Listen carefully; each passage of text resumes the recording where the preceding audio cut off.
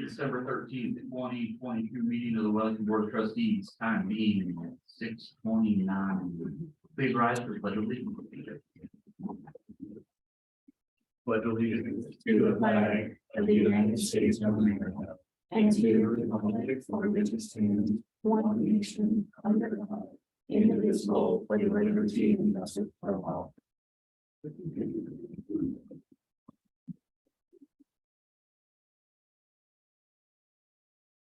Is Trustee Daly on? Yes. Perfect. May I get a roll call, please? Trustee Gator, Here. trustee Daly.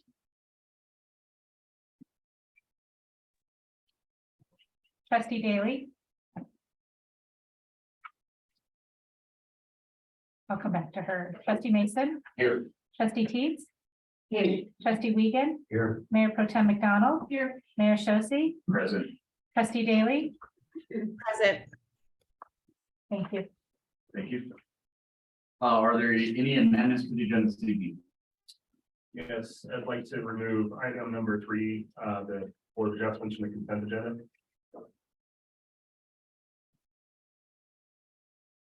Anybody want to second that? Do we need a second Nope. that, or we just hold it? Perfect. Hold it. Good deal. Any conflicts of interest related to agenda items this evening? No. Okay. All right, we will now move on to public comment. If you plan on speaking, there is a sign-up sheet over on the table. Also, please state your name and address for the record. When at the podium, you'll have 3 minutes to speak. And they have to be on non-agenda items. Mayor, for clarification, the agenda item that was pulled, do you want it at the beginning or the end of its action item? It will always go at the end.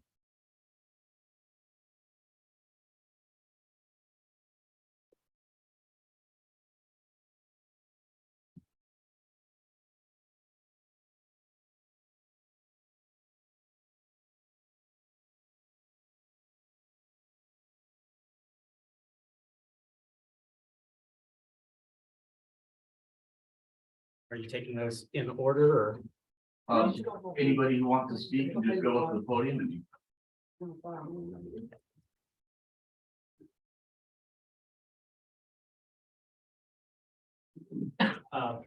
Jeffrey Schofield, 7335 Kid Fox Drive. I'm here tonight to present a couple of concerns to you. My desire is to work with the town in a mutually respectful and constructive manner to bring about positive change for all our benefit. Please don't shoot the messenger, figuratively or literally, because I raised the following concerns in good faith and in hopes that they can be addressed sooner than later. I ask that questions please be held to the end. Wellington used to be a nice place, nice town to live in and raise a family in, and I'd like to see it return to such. I want to bring a number of pressing concerns to your attention tonight that you can help address. Number 1, working with the town. It used to be relatively easy, simple, and pleasant to work with the town, to conduct business and get related questions answered. Calls to the town now go unanswered, voicemails I've left go unresponded to. We need the town to make a good faith effort to assist us in conducting necessary business and responding to our inquiries in a timely and respectful manner. Number 2, speeding on Kit Fox. The issue with speeding on Kit Fox I've raised several times prior, continues unresolved. We all understand that the sheriff deputies cannot be there 100% of the time. I'd like to offer my apology to the deputies for any criticism they have received from anyone regarding this issue.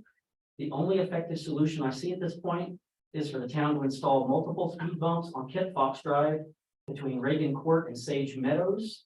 This is an ongoing safety hazard that needs to be taken seriously and addressed before someone is killed or seriously injured. There have been multiple close calls where children were nearly hit by speeding vehicles. Number 3, affordability of the Wellington water. I've lived in Wellington for 22 plus years. I've strived to help the town improve and make Wellington a more pleasant, green, and welcoming environment. However, the major cost increases levied upon us over the past few years have made Wellington water no longer affordable. Costs have increased by a factor of close to 4 in only about 2 years. Based on my research, the costs are also not comparable to local communities like Port Collins and Loveland. Why are our costs so much higher by multiples than other local communities? Monthly cap rates, higher tiered rates, overall cost. The unaffordable water costs will harm and adversely affect our town, with trees and green space becoming parched dust, driving down property values and leading to an undesired exodus of valued community members. The intent of granting a monopoly is to provide the utility services at the least cost while meeting the necessary quality. Please address the excessive rates and costs to make water affordable again in Wellington, including irrigation water. Thank you. Thank you.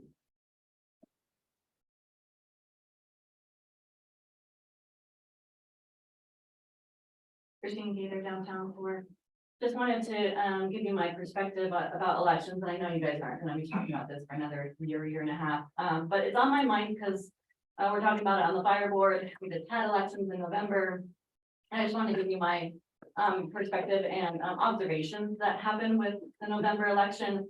So I was a poll watcher for Wellington election, and I was an election judge for the Lambert County.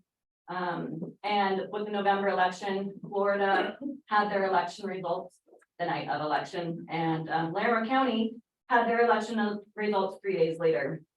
So I asked Angela Myers, what was the difference? And she said that Florida is mostly an in-person voting, whereas Colorado is an all mail-in ballot state. So right there's the discrepancy of we get our results later because it's mail-in. And I saw that firsthand when I did the poll watching for Wellington election, which was also a mail-in election.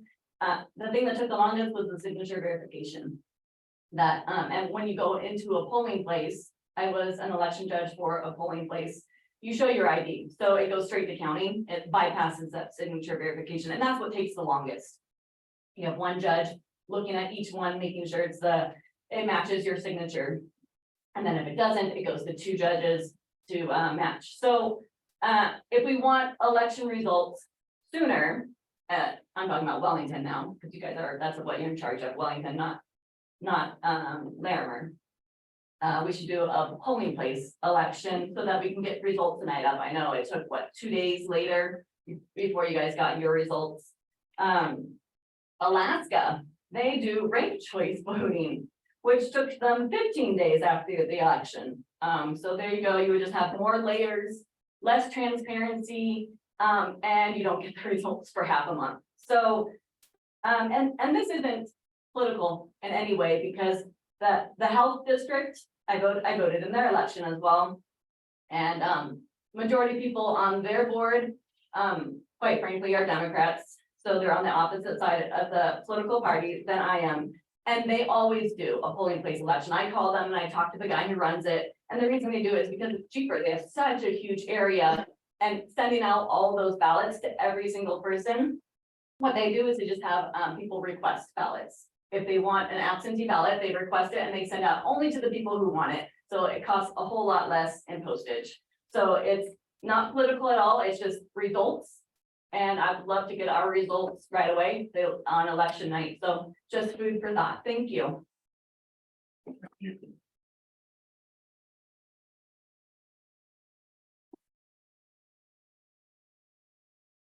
Good evening, board. My name is Mario Nicholas, and I'm actually here representing Piper Ogden Company and Tim Brown.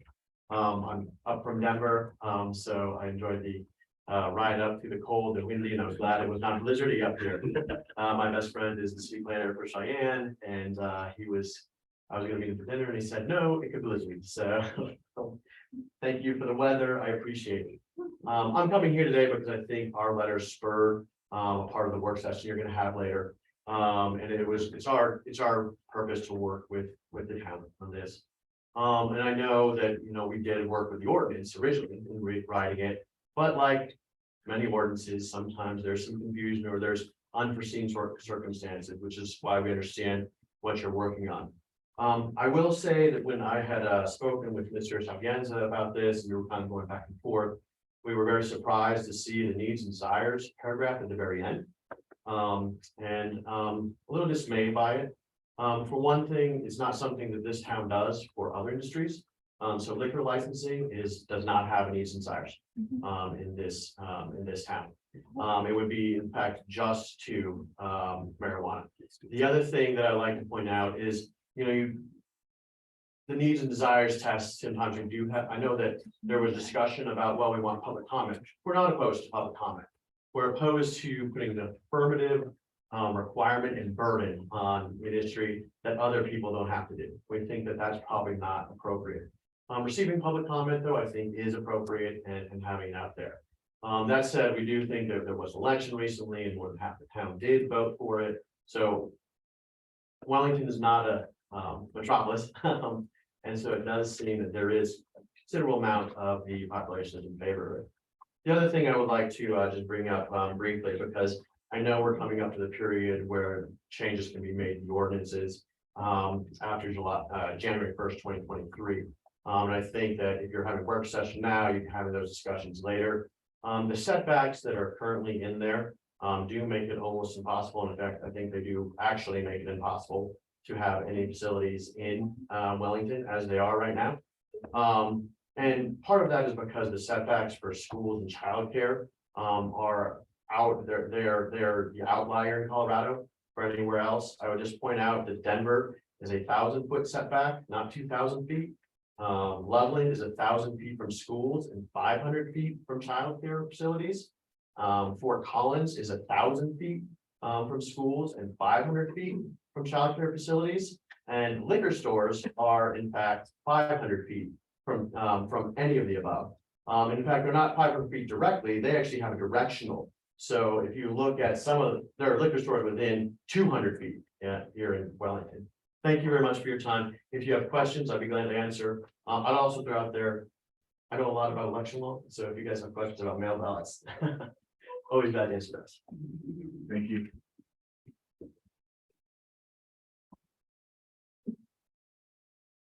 Hi, Karen Eckert, I live in the Knolls.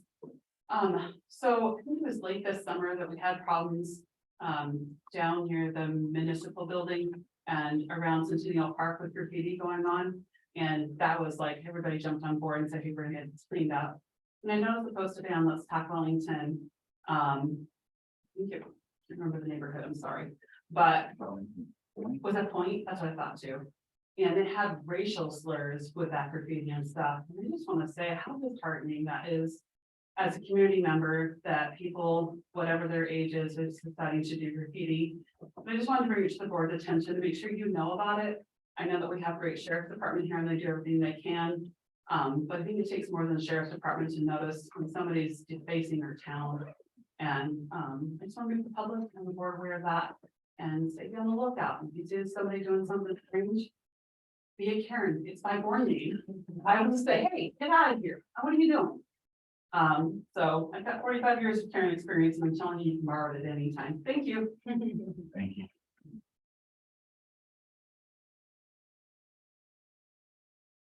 All right. Now we are going to have a presentation acknowledging the partnership with SAFEbuilt, Mr. Bird.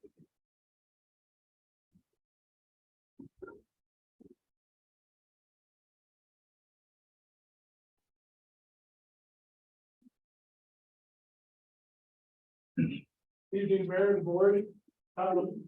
We wanted to take a moment. I know that you're all very well aware of the town's capital projects for our water treatment plant and wastewater reclamation facility. You've approved a lot of things for that. And shout out to Public Works and the engineers for all the hard work that they're doing too. But there's a partner that are involved in these projects that we haven't yet acknowledged. We wanted to take an opportunity to do that tonight. The town partners with SAFEbuilt. They're our company that does our building permit review and our plan review and inspections for the town. They're also a tremendous partner in these endeavors because they do our town projects without collecting charges for their services that they provide in that. So we wanted to not remiss that they've been a huge part of the projects that we're undertaking for the town for our water and wastewater plants. We wanted to acknowledge them tonight. I want to invite Russ Weber from SAFEbuilt up here. Chrissy, if you want to come up here as well too, that'd be awesome. And Kelly, I don't want to leave you out. Kelly Dexter is our building official for the town, and I want to have you up here too. Just to kind of headline the water and wastewater plants. I know that the board knows this, but as a reminder, that's a $47.9 million project and a $35.2 million project. A lot of that's process equipment and other things in site engineering. But $7.1 million in building valuation for the reclamation facility and $3.6 million valuation in just the buildings for the water treatment plant. And SAFEbuilt's been a great partner in helping us get through that plan review and get these projects underway and constructed. So thank you, Russ. Thank you. We really appreciate everything SAFEbuilt's done for the town. Thank you, Christy. Kelly, do you want to share a few words about the other services SAFEbuilt provides for us? No, sure, yeah, for those of you who don't know me, I am Kelly Dexter, I'm the building official for the town of Wellington. I also wanted to reach out to, Eric Freed, thank him for giving us jurisdiction. I kind of wanted to give just a quick layout of how that worked. So about a little over a year ago, we reached out to Laramie County and Eric Freed and requested that, first of all, they waive their fees and they give us jurisdiction so that we can do our own inspections and so thanks for Laramie County and Eric Freed. But that said, the condition for him to allow us to have our jurisdiction here was to have not only to the exact quote, but a building department that meets or exceeds what Laramie County has. And that is 100% SAFEbuilt, the only reason why we got to have the jurisdiction in the first place. So not only did they know that we couldn't have done it without them literally, but they went ahead and waived their fee and gave us, in my opinion, one of the best plan reviewers at SAFEbuilt. In our time, he was Barry Trainer, and we've got great inspectors and lots of representatives to make the thing. So I wanted to personally thank you for all that. Thanks for Please. Good evening, council members and town staff. I'm Russ Weber, Regional Manager for SAFEbuilt. And it's ironic because as of January 1, we'll have partnered with Wellington for 30 years. So we started in 1993. I've only been with them 26 years. I'm young. I have been with them for 26 years as a building inspector, plans examiner, building official, now I'm a regional manager. But it is a nice partnership, and it's a great partnership, you know, to drive through the town knowing that you have structures that are safe, you know. We pride ourselves in what we do. We like anybody, we have our challenges, you know, but we look forward to many more years of partnering with you guys. We really do. And thank you, Kelly. It's and Cody. We've worked a long time with these guys, and the water treatment facility and wastewater. It's a big project, and we look forward to getting that thing. Help you guys get it. Thank you. Thank you. Thanks. Did you want to include anything? Thanks, Russ. Thank you. Thank you very much. And just a small token of our appreciation, and we're going to send you guys home with a little goodie bag. We appreciate all that you've done for us. Well, thank you. Thank you.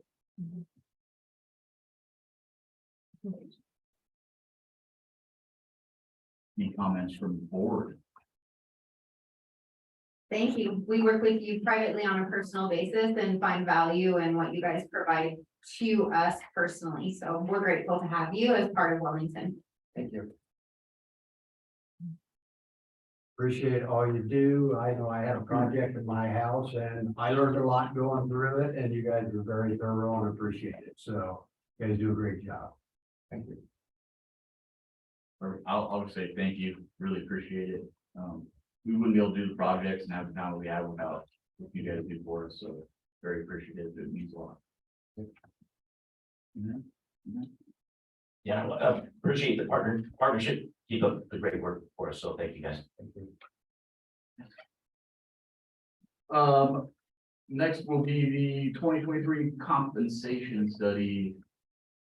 Ms. Anderson.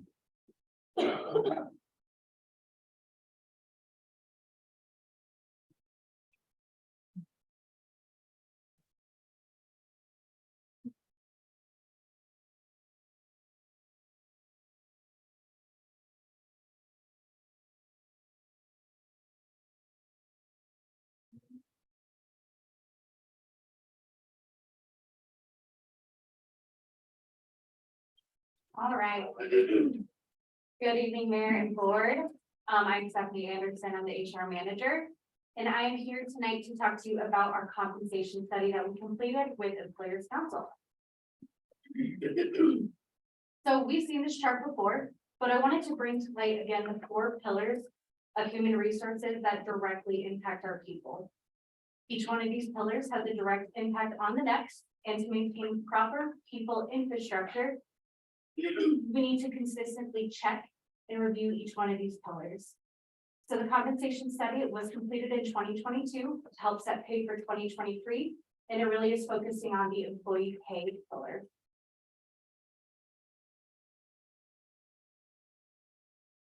All right, so compensation can be viewed as the value that an organization places on employees. We want staff to feel valued, so we must ensure that compensation is viewed as internally equitable, externally competitive, and we always need to make sure that our pay practices are legal and defensible. So this takes us to our current compensation study with Employers Council. And really the question that we wanted to answer is, are we internally equitable and externally competitive? So while we are uniquely Wellington, we want to ensure that we have pay practices that will encourage employment both in acquiring talent and also with retaining talent as well.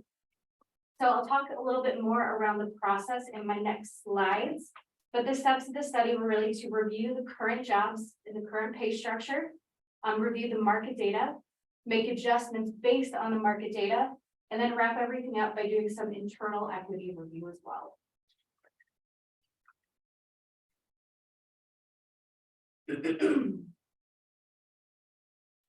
So in order to make sure that we set up the best pay structure, we first needed to ensure that all 59 of our job descriptions were up to date and accurate of the actual work that was being done by our staff. We need good data going in to make sure we have good data coming out. So next, we needed to find comparable job duties and responsibilities for our positions. So Employers Council provided, they call them data cuts from other organizations based on similarities between our job descriptions and the job descriptions of other organizations. So we are uniquely Wellington again.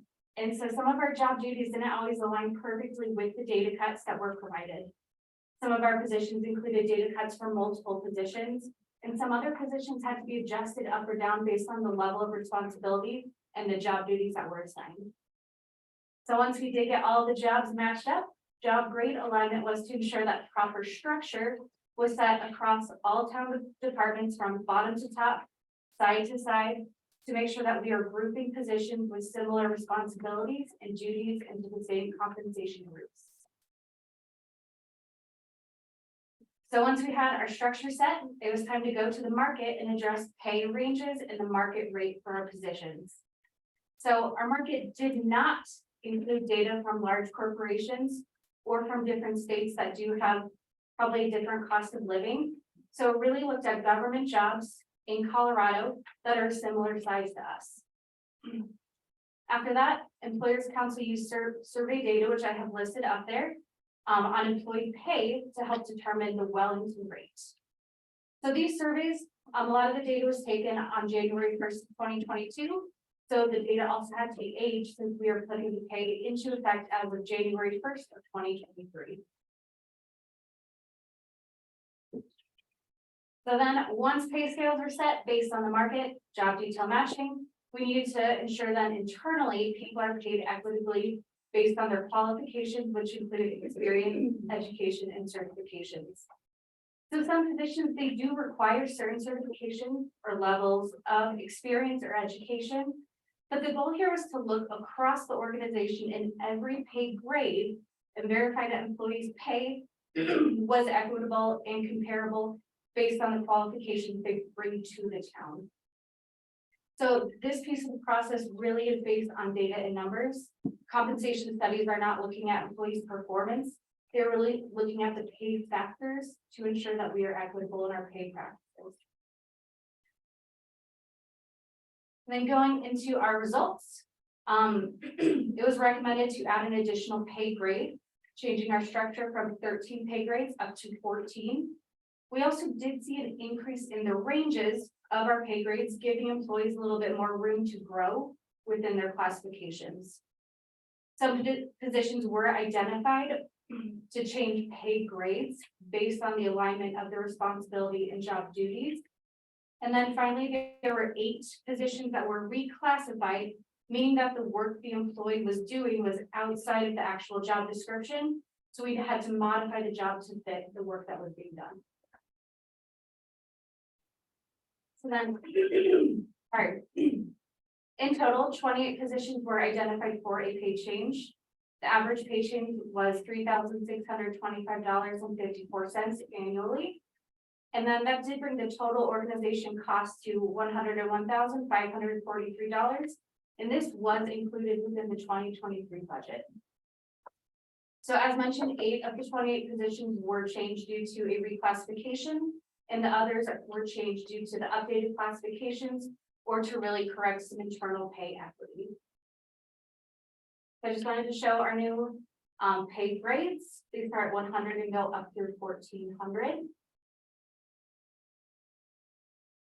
And then finally, just to kind of visually see where everything looks, this is the chart of the pay ranges for staff along with their actual pay. So the gray lines on the top and bottom, those are the minimum and the maximum of the ranges.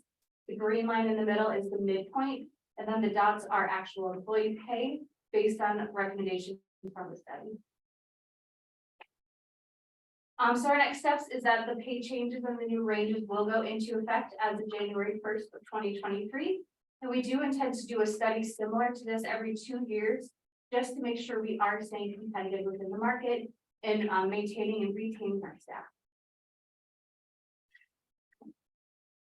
Any questions? Questions from the board? We're good. Thank you. Mayor, I do have a couple comments. Oh, there we go. Hi, so for one thing, I really appreciate this study. From my background, I know this is an example of the maturity of our organization, essentially. Being able to conduct studies like this, maintain and be competitive, and given our strategic plan and the importance of retaining employees, this is a significant task to, ensure that that's being upheld. So I commend the staff and I appreciate this huge effort. I know this was a significant task. And I think it looks great. The visuals were fantastic. And overall great presentation. Thank you so much, Stephanie. Thank you. Is this working? Yes. Okay. Beyond salary compensation, what have you surveyed staff, or can you tell us what is the highest preferred benefit? Would it be like vacation time, holidays? We actually haven't surveyed staff directly on that. There's a lot of different data just out about the United States and what different preferences are, but I don't have that direct data from staff. I didn't get any clear responses in like exit data that would identify if there was one preference. We did do an engagement study this year, so it could potentially be something we could bring into our next engagement survey to really figure out the areas people care about. Thank you.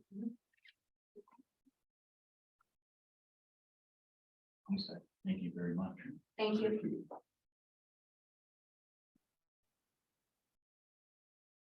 Next item is an update on the proposed official zoning map. We just want to provide the public ample opportunity to be able to hear about this, have public comment, speak on it. So we have Mr. Burke presenting to us tonight to give us a rundown on that. Thanks, Mayor. We've voted to table this so we can share my presentation slides. The slides are in your packet, nothing has changed since then, but I'll show it here so everyone at home and in the room can see it. While this is booting up and it takes a minute, I'll start with kind of an introduction. The official zoning map is a legal document. It's a process that we're updating that map. It shows all the partners, ownership properties in the town, and identifies the zoning that's been assigned to those properties. We have an official zoning map. It looks something like the one on the wall behind us, but this hasn't been updated. The updates are a result of changes to the town's comprehensive plan. It looks like it's a vision document that looks at the long range future of the community. Finally, so I'm going to share screen here.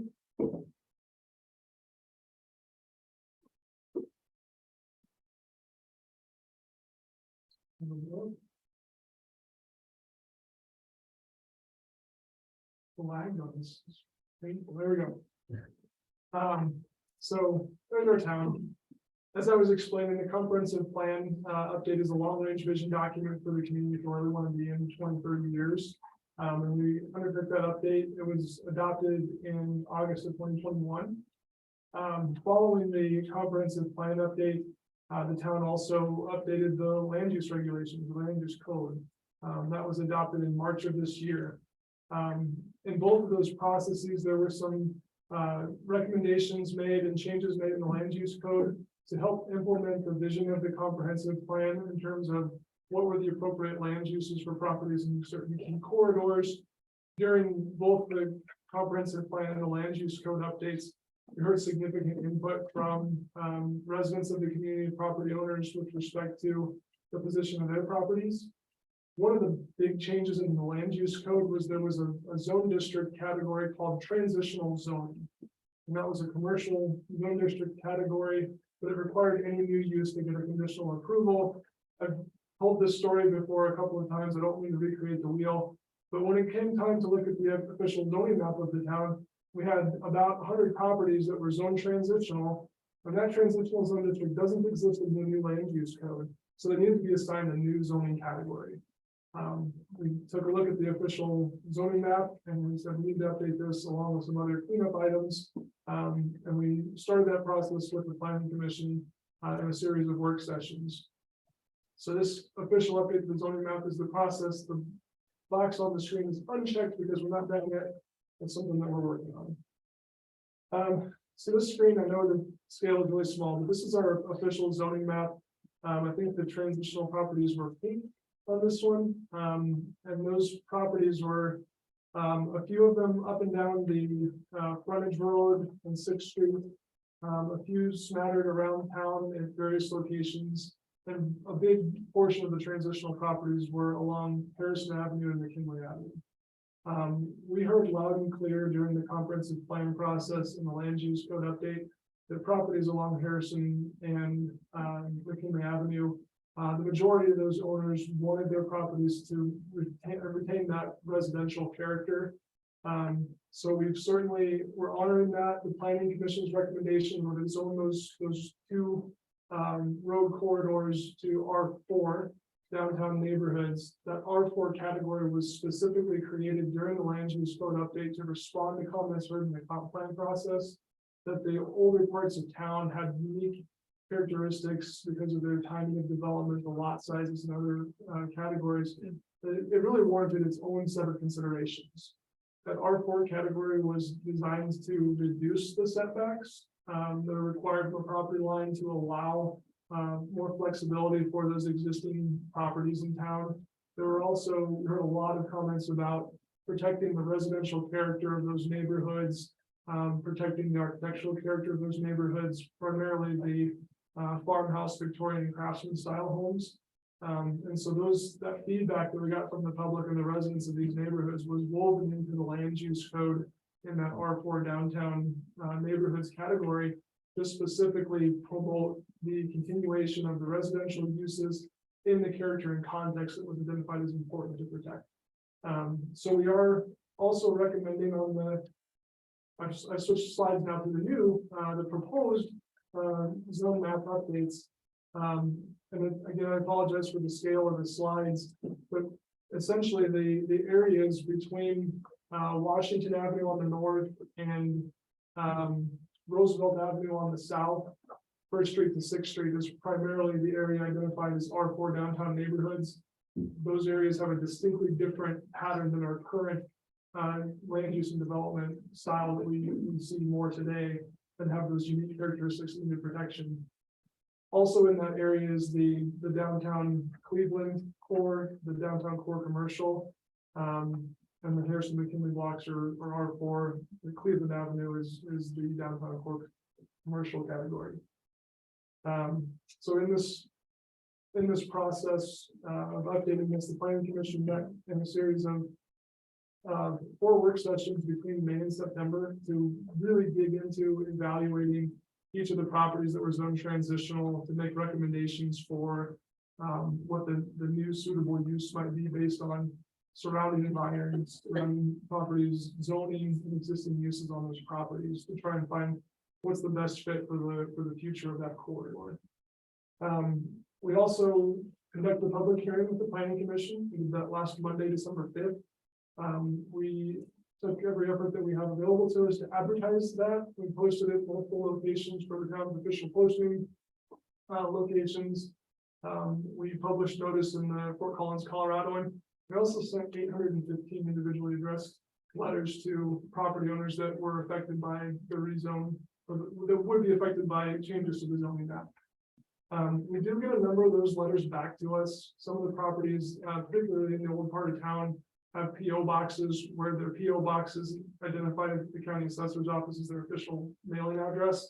So we do have a few letters that got returned to the town. Not every owner got their letter because of the PO box situation. But we have had a lot of conversations with owners over the last couple of weeks leading up to this effort.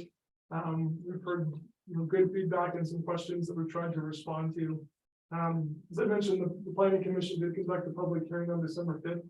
And the board of trustees will also conduct a public hearing. We have not yet set that date. We wanted to get the status update in front of you tonight, and then we'll probably advertise the public hearing for the board of trustees for January or February, unless you have significant guidance or questions or want to send something back to the planning commission for further consideration.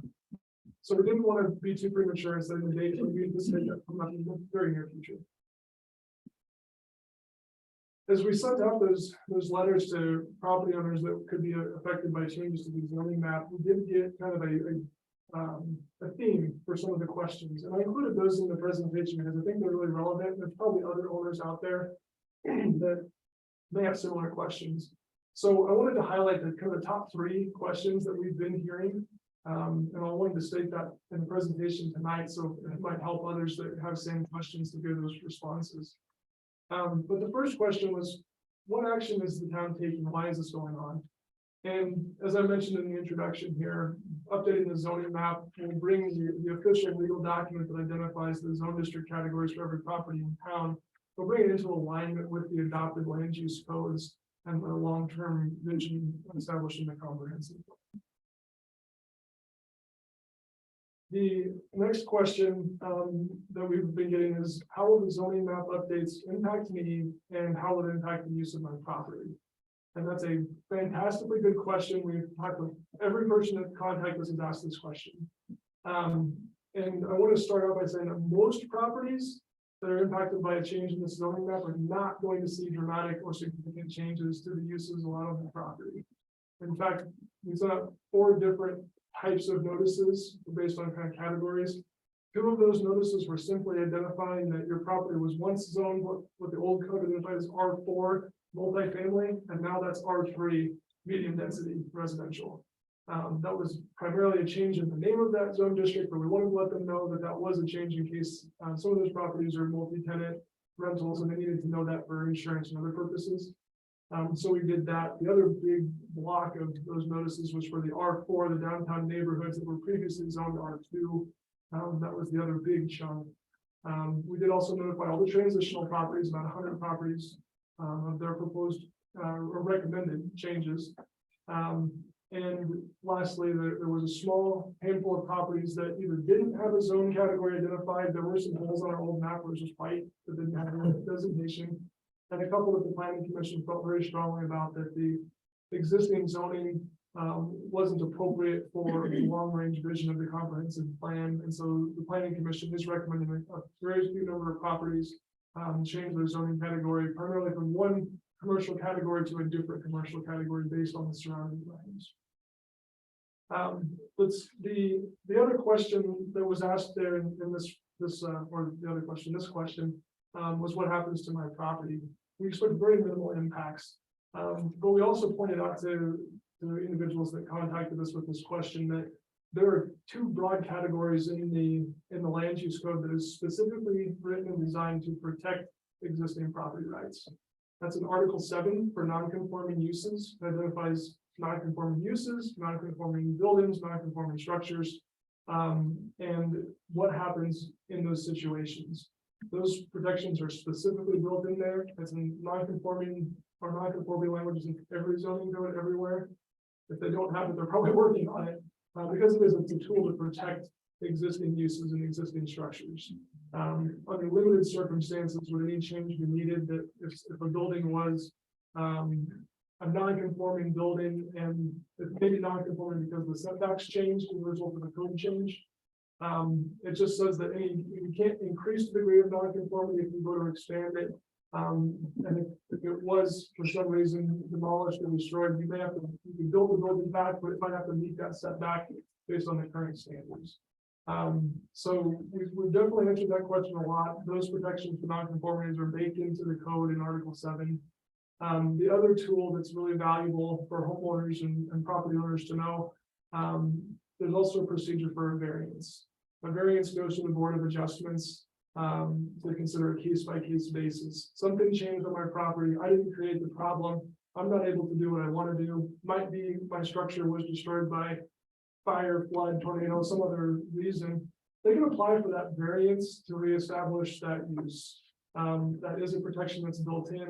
It does require an approval step because the general code is designed in a way to eliminate non-conforming uses over time, but it protects the use as long as it's being used and maintained appropriately. So that was the second question. We answered a lot. And then the third question, which is always a little bit entertaining, but the question of how does the change in zoning classification affect my property taxes? And we love this one because we get to say, we don't set your property taxes. The Larimer County Assessor's Office assigns your assessed value based on existing uses and condition of structures. So the town's zoning changes don't actually affect the assessed value of the property and your property taxes. If the county did update your ownership for any property in town, change your taxing and reflect it based on zoning, you do have the right to appeal their decision and present, I would have a house, it's this condition, it's this age, and I'd like my property tax to reflect the use and condition of my existing building. So we answer that one a lot. I know it's high on people's minds, so we want to be respectful of it, but the town's actions on zoning shouldn't impact any property tax values. So next steps, I gave you a little bit of the history and the status and where we're at. I included the map in your agenda packet, and I know it's small, but I have a couple of breakout slides here if we need to focus on any particular areas. It's a little bit bigger. The next steps, town staff is continuing to receive comments, questions, and feedback from property owners. I don't have the count on the number in front of me tonight. We've been responding to some questions even today prior to tonight's meeting, but we are keeping a record of all the comments that we received. I anticipate bringing a summary of those, at least the themes. We may not identify every single owner, but we're tracking every property owner that reaches out to us and what their questions are and what town staff's responses are. So we'll look to provide that summary to the board when this comes back to you for a public hearing. We encourage owners, residents to continue to reach out to town staff. That is the avenue for which we're collecting the feedback, and we'll bring those themes and recommendations back to the board for consideration. As I mentioned, we will schedule the public hearing for the Board of Trustees for probably January, February, unless we hear significant changes that we need to go and evaluate. And once the board conducts your public hearing, you just have feedback and guidance. Your official action on a zone change or a zone map update is to adopt an ordinance adopting the new map and this changes, and we will make that a public document. Any questions on the next steps? Okay. And Trustee Gator's got a question. oh, of course. Yes, so I just wanted to get a clarification, because I know we got a lot of back and forth. So I know with the comprehensive plan that was adopted by the planning commission, the board of trustees just kind of said yes, but that was a planning commission document. With the zoning map, my understanding, based on what you just said, that is something the board of trustees has to adopt. The planning commission helps put it together, but the board actually is the final authority, is that correct? That's right, yes. Okay, the only thing that I would like to do is I would like to have somewhere in this process of next steps, the planning commission has seen this 4 times.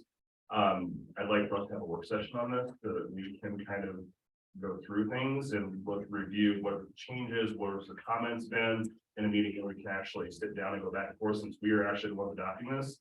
I don't want to just wait for it to come from the planning commission to approve it. I want us to actually have time to sit down and go through this. So that would be my only request, is that if we can put a work session here somewhere where we can sit down and go through this. I don't have an issue with that. Thanks, trustee Deere. Any further questions? Moving forward. I do have some questions. Is anyone else? Because I have just probably a list of them. Are these for the next steps? Oh, no, not for next step. I have other questions too. Got it. Because I think tonight is just for him to bring us this presentation, we'll ask about next steps, and then we'll dig deeper into this. I think maybe work session would be a great time for further questions.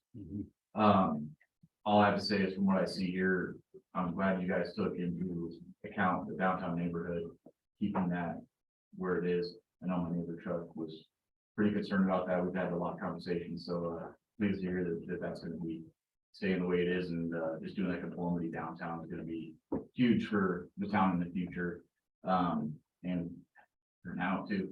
So I appreciate that. Do you have anything further for us at this point?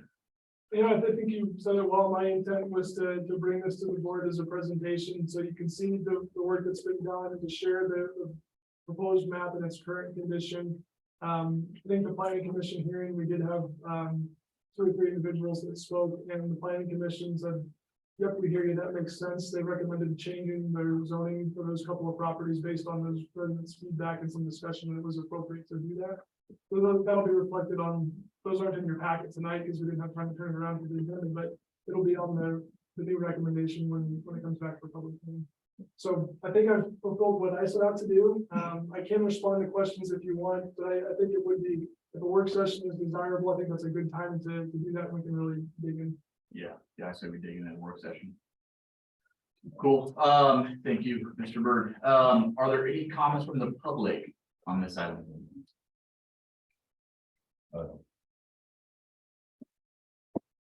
Maybe just one question, if it's applicable. The Can you come to the Sure. podium? Thank you. And then also, just for the record, restate your name. Yep, so Jeff Schofield, 7335 Kit Fox Drive. So I was just curious if any of the zoning changes, either present or new, impact the rebuild of the burn structure that's located off of Jefferson? No. Okay, thank you.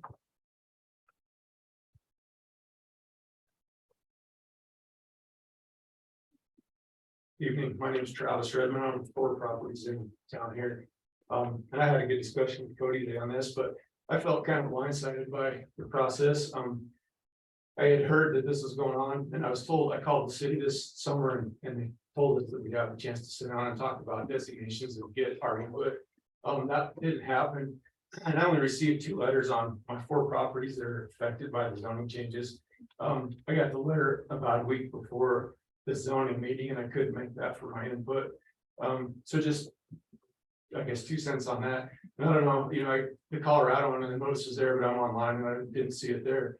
So I guess one of the major concerns I have is that if my property is destroyed, or damaged more than 50%, could I rebuild it with the zoning changes? A lot of the uses aren't permitted.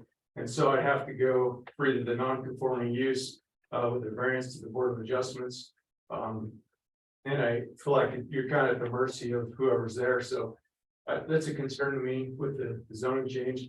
And one property in particular specifically, and I'll come back to the next meetings too, but I own a self-storage facility.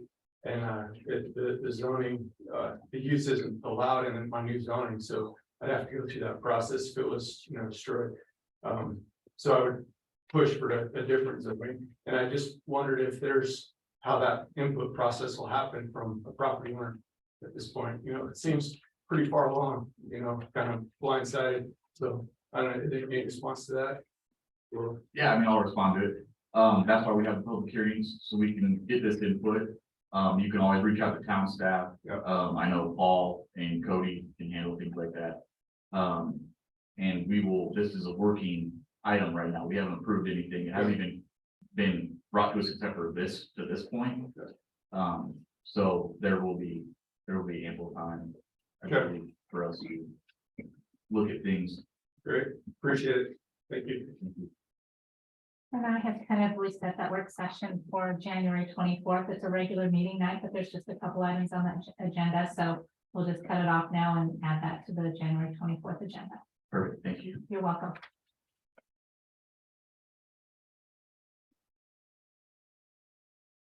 Hi, Karen Eifert, I live in the Knolls.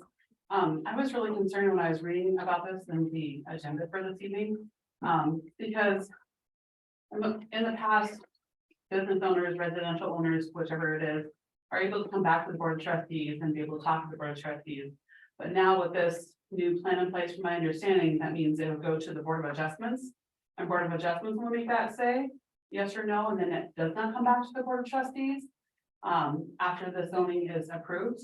And so that's really concerning to me, because as residential people and business people alike, they want to be able to talk to the people that were voted into the position, not the people who are appointed to a position. And that will leave people in residential and business feeling like they are not being heard. And I heard you say, Mayor, that Cody can take care of that, and so can, forgot the person's meeting, sorry, Paul.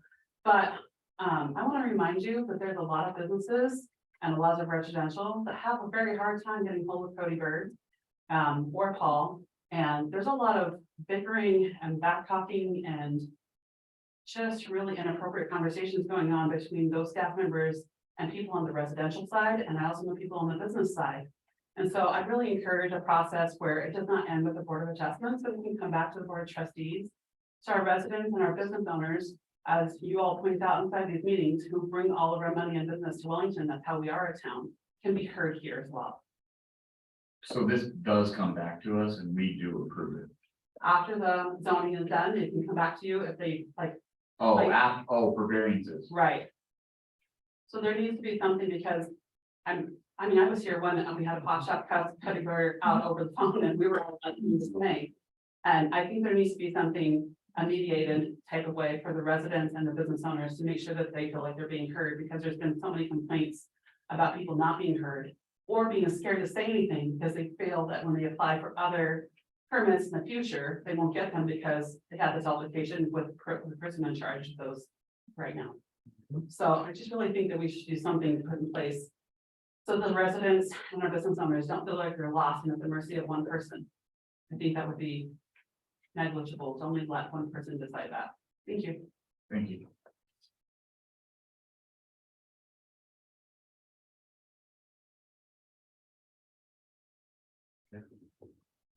Any final comments from the Board of Trustees or direction? Trustee, I just had a quick question, and I think Dan can probably answer this.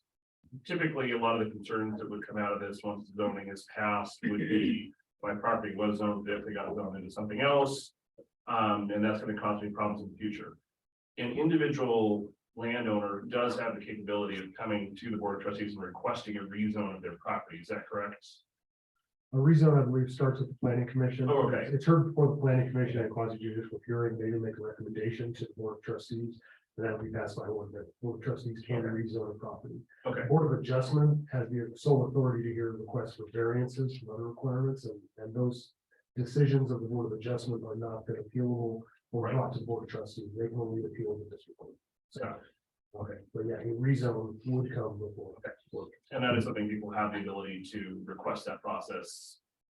They don't need anyone, I mean, they have to go through steps, but they don't have, they can just say, hey, I'd like my property rezoned to this, and then obviously it has to go through the process. Okay.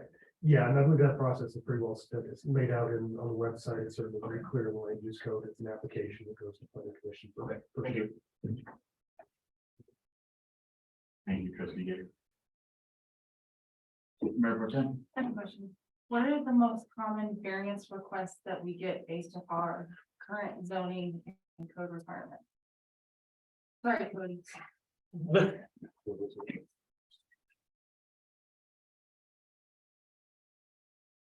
No problem. The question was, what are the most common types of variance requests? Yes.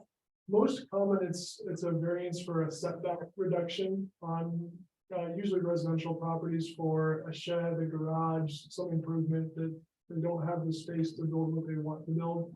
And so they'll seek a variance to reduce the setback. We have seen those similar setback cases on a couple of commercial properties as well.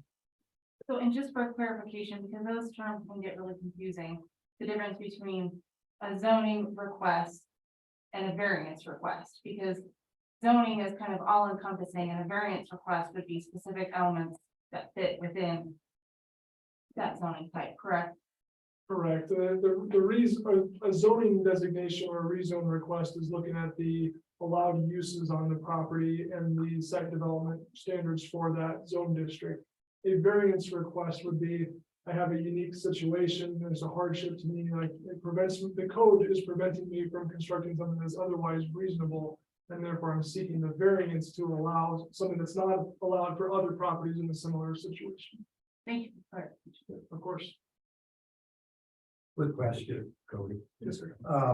In a situation like the storage units, how far could it be destroyed before it could not be rebuilt back to that particular situation? I mean, is it a 50% amount, or do we have something within the code stating that, or what? Or is it just, you know, one limb on it and then they're out, or what? Are you referring to the structure or the use? The structure and use. Okay, which one do you want to address first? Well, let's go with the structure first, and then let's go with the use. Okay, I recently asked us to go through two different scenarios. Okay. The structure first, right? So the code states that if a structure is damaged beyond 50%, that it has to be reconstructed or repaired in conformance with the regulations. So the example for that might be if a detached garage was destroyed by a tornado, and it was a non-conforming structure because it didn't meet the zoning setbacks, you can still rebuild your garage, but you may have to build it in a way that it complies with the setback requirement of the then current zone category. The more specific example for the storage building, if 50% of the building, I relayed some of this information to one of the speakers a moment ago, earlier today. It's 50% of the building. So a single unit, if it had a fire or was crunched by someone backing into it or something of that nature, that would be a repair, as opposed to a reconstruction. But again, if it's reconstruction of a structure or a building that may be non-conforming, it's a matter of bringing it back into conformance with the then current requirements. So it might need to meet the setback or the building code. The other part is the use, right? Which is if you have a situation where the zoning of the property has changed from something that was allowed there before and the new zoning applied doesn't allow that use can remain as long as it's being used that way and as long as it's maintained properly. If it's maintenance, meaning you have to do your own upkeep, you can expand the building, you can replace the roof, you can do all those things because the use isn't changing. You can also expand the use as long as it doesn't increase the degree of non-conformity. So if I have a use that's not allowed in the new zone district, and I want to make it bigger, that's possible as long as it doesn't increase the degree of non-conformity, meaning I haven't expanded it to where I could add this is a terrible example for the middle of town, but I'll use an ag example. I have a pigsty and I have 100 hogs. I need to build a new shed. You're not changing the use, and you're not increasing the degree of non-conformity by saying I'm going to now have 150 hogs. So you haven't changed the use, you're not expanding it beyond what you already had, but you can still make other improvements to your property to support your existing use. If a structure was destroyed beyond 50%, in that situation for the non-conforming use, the use may not be allowed to continue because the structure is not there anymore. In those particular circumstances where a hardship is clearly demonstrated, those owners can apply for the variance to the Board of Adjustments to seek continuation of that use. Or they could always get rezoned, correct? Back to where they were at. for use. That's true. Right. That's a fair statement. They can request the rezone to go back to a different zone category that allows the use that they would desire. As Mr. Sapienza pointed out, that would require an application of a process that goes through the planning commission and then the board of trustees, but that is an option that can be evaluated. Absolutely. These are good questions. Questions of this nature would be perfect for the work session. The public is welcome to the work session as well. So I think January 24th. Keep that in your calendars. Do you have any questions? Or Mine comments was further? one just stemming off of what they had requested or asked. So when Cody, when they go through this request for a rezone, is it easier to work with the business owner resident previous to issuing this rezoning? So we don't cost them additional money in the variance application. We don't cost them time in public hearings and having to attend multiple meetings. Is it easier to go about this and work with people beforehand than it is to try and have them have to come back, pay more money, waste time on the back end of everything? Can you be more specific? Because are you talking about in the context of the current zone map update? Yes. Okay. I think it's totally appropriate for the board of trustees to hear those comments and make those considerations. You will be receiving the recommendation of the planning commission, and they have done some of that already, where they heard resident or property owner. They kind of made their case that this is probably a suitable property to be zoned this other category, and the planning commission said, yeah, we can agree with that, and they made that recommendation and will come to the board of trustees. You have that ability as well. You can make the final approval. If it's a significant change, you may want to seek the planning commission's recommendation on that specific request, and you can always send it back to the planning commission for additional considerations. Thank you. Yeah, thank you. Perfect. Thank you, Kurt.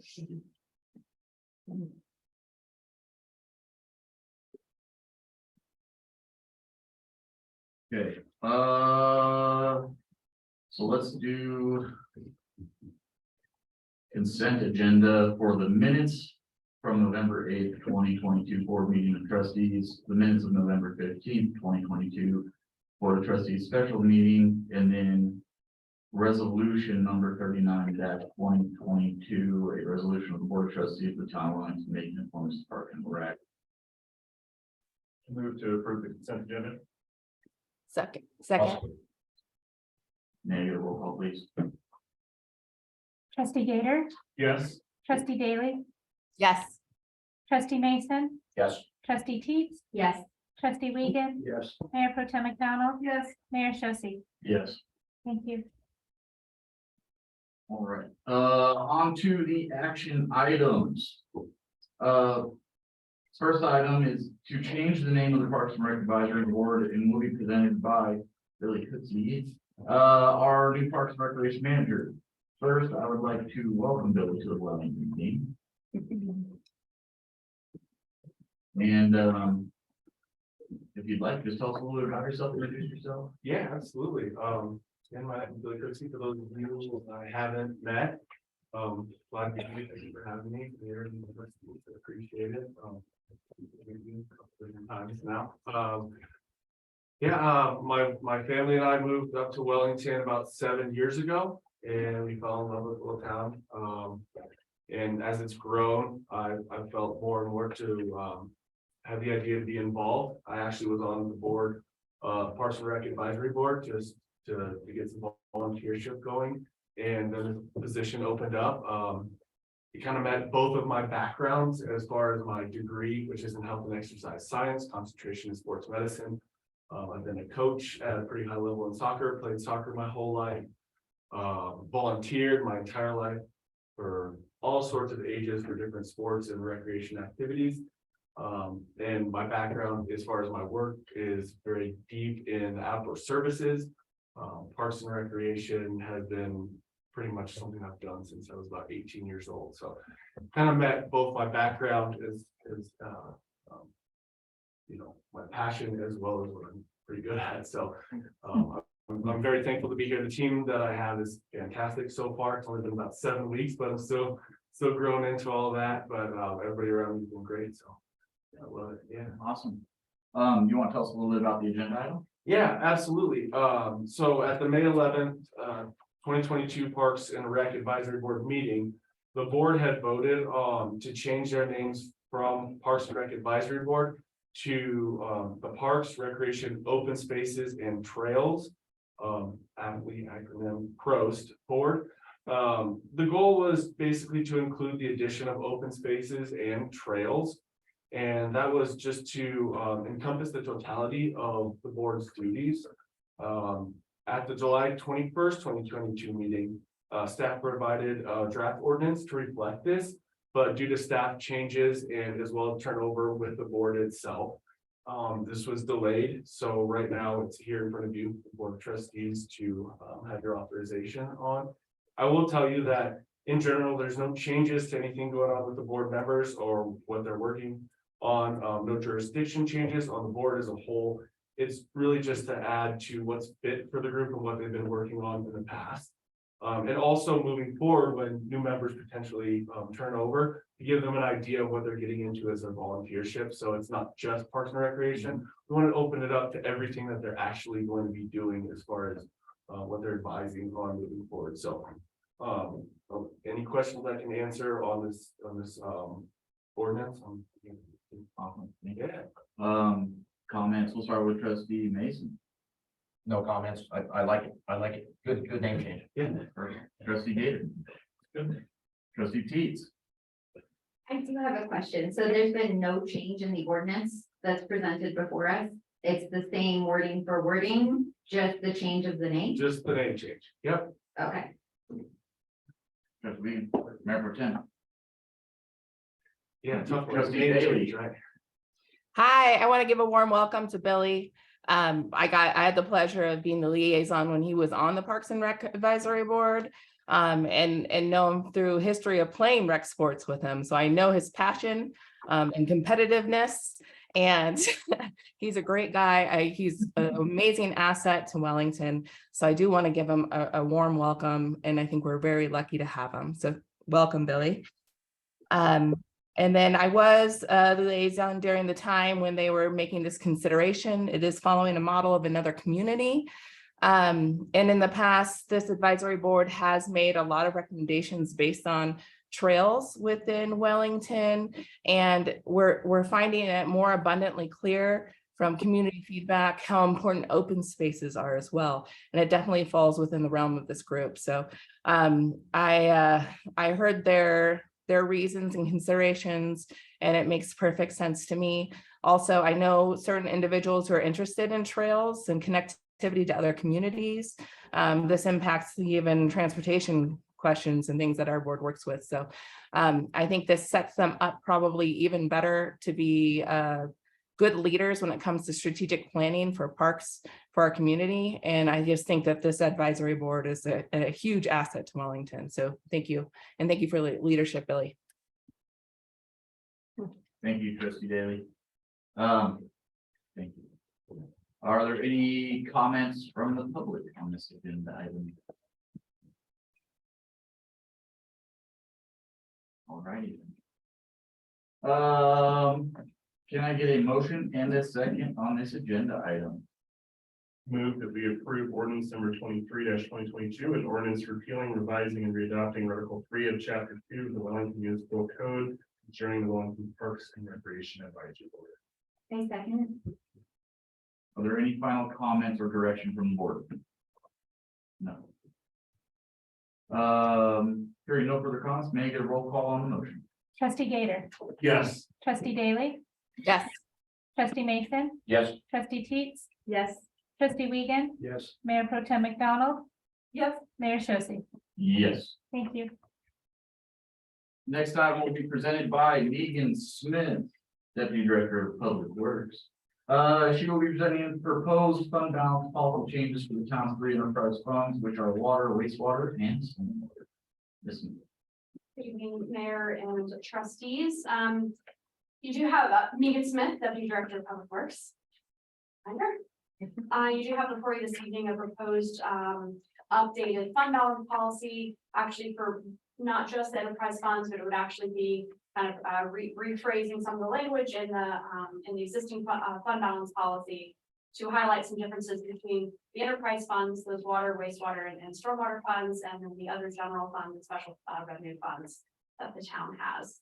So as you are very well aware, we did undertake at the board's direction a complete water and wastewater utility rate and fee study this year. One of the more important findings of that study and recommendations that came out of it was a modification to our existing fund balance policy. Having a fund balance policy is a financial planning tool to allow us to have to be kind of resilient to exterior market things that are outside of our control, including price increases, emergency repairs, and that's true for all funds across the board.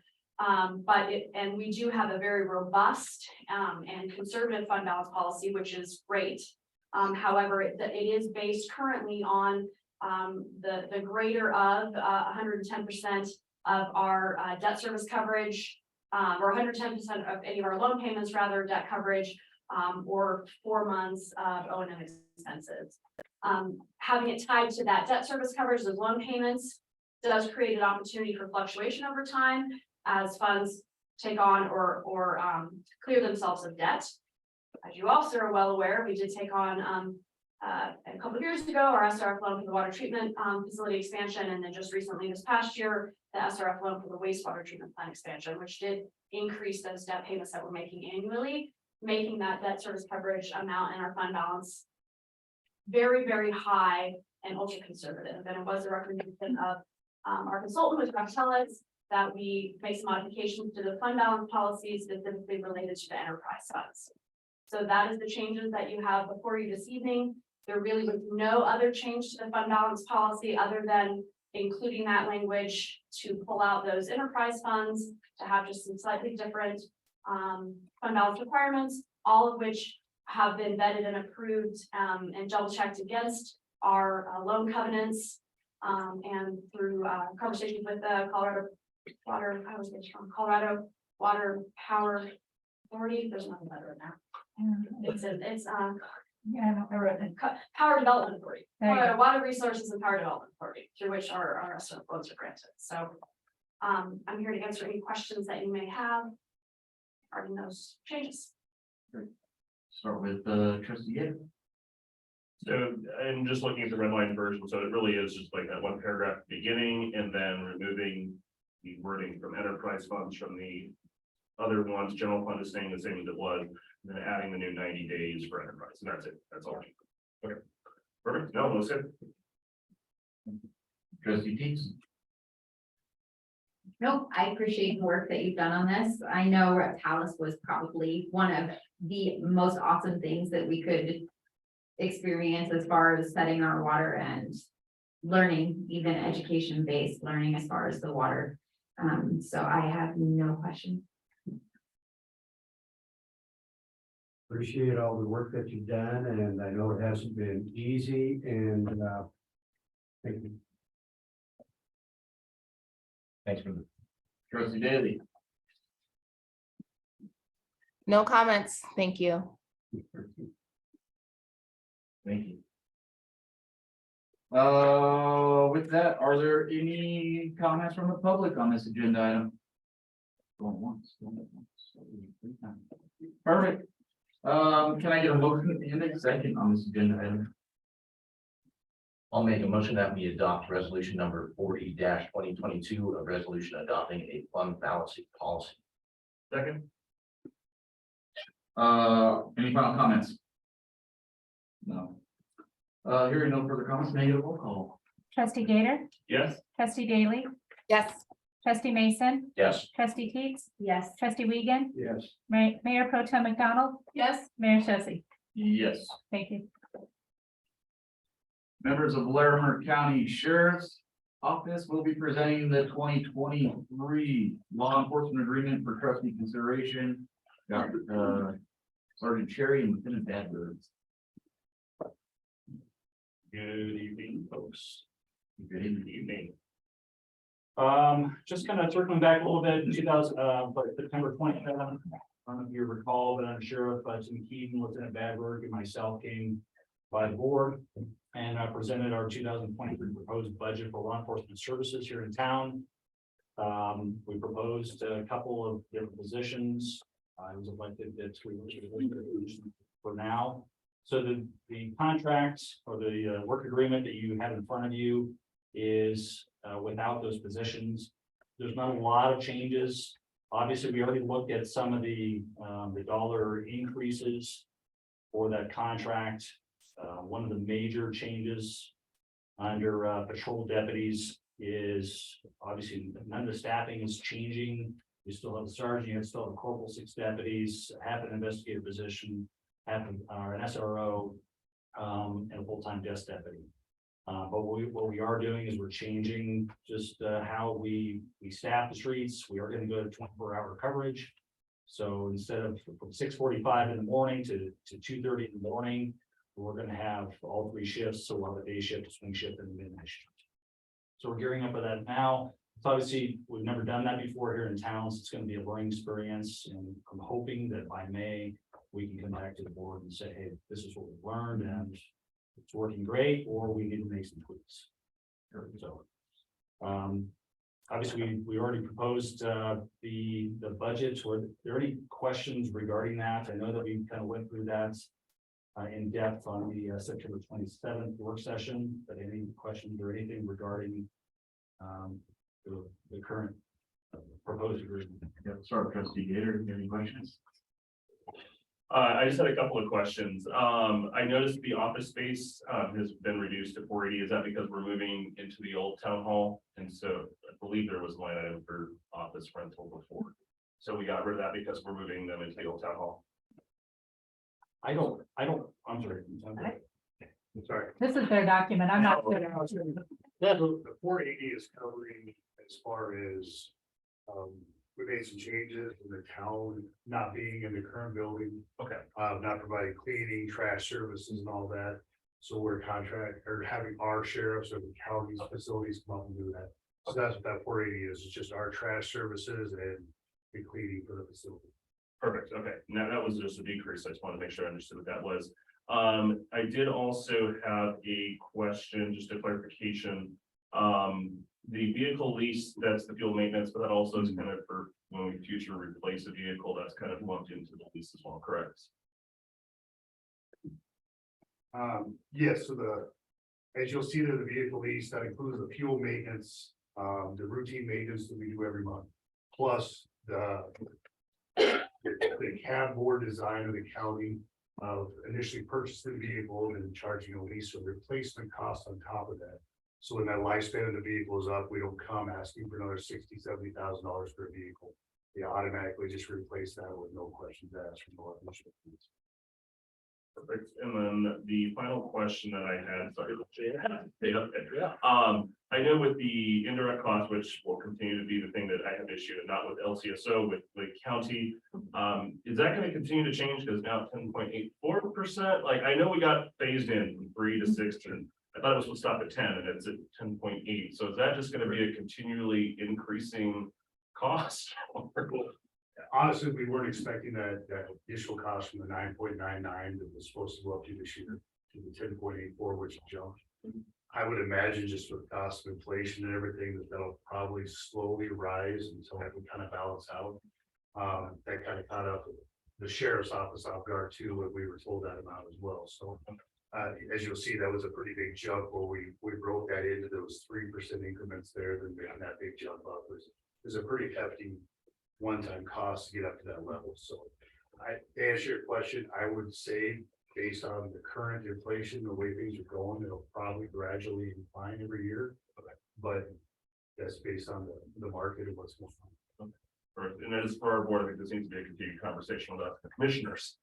Because this is a county policy, not an LCSO policy. So I did also just want to highlight, I had the opportunity to do a ride along with our corporal who is moving on to other things in the sheriff's office, but he actually took me down to the headquarters and I got to tour and see all of what they do. And so I know we pay for a sergeant and corporal, but I got to meet one of the investigators. They've got a whole squad of investigators. Ours are actually priority. So when something happens, if there's an investigator needed up here, they'll send as many people as they need.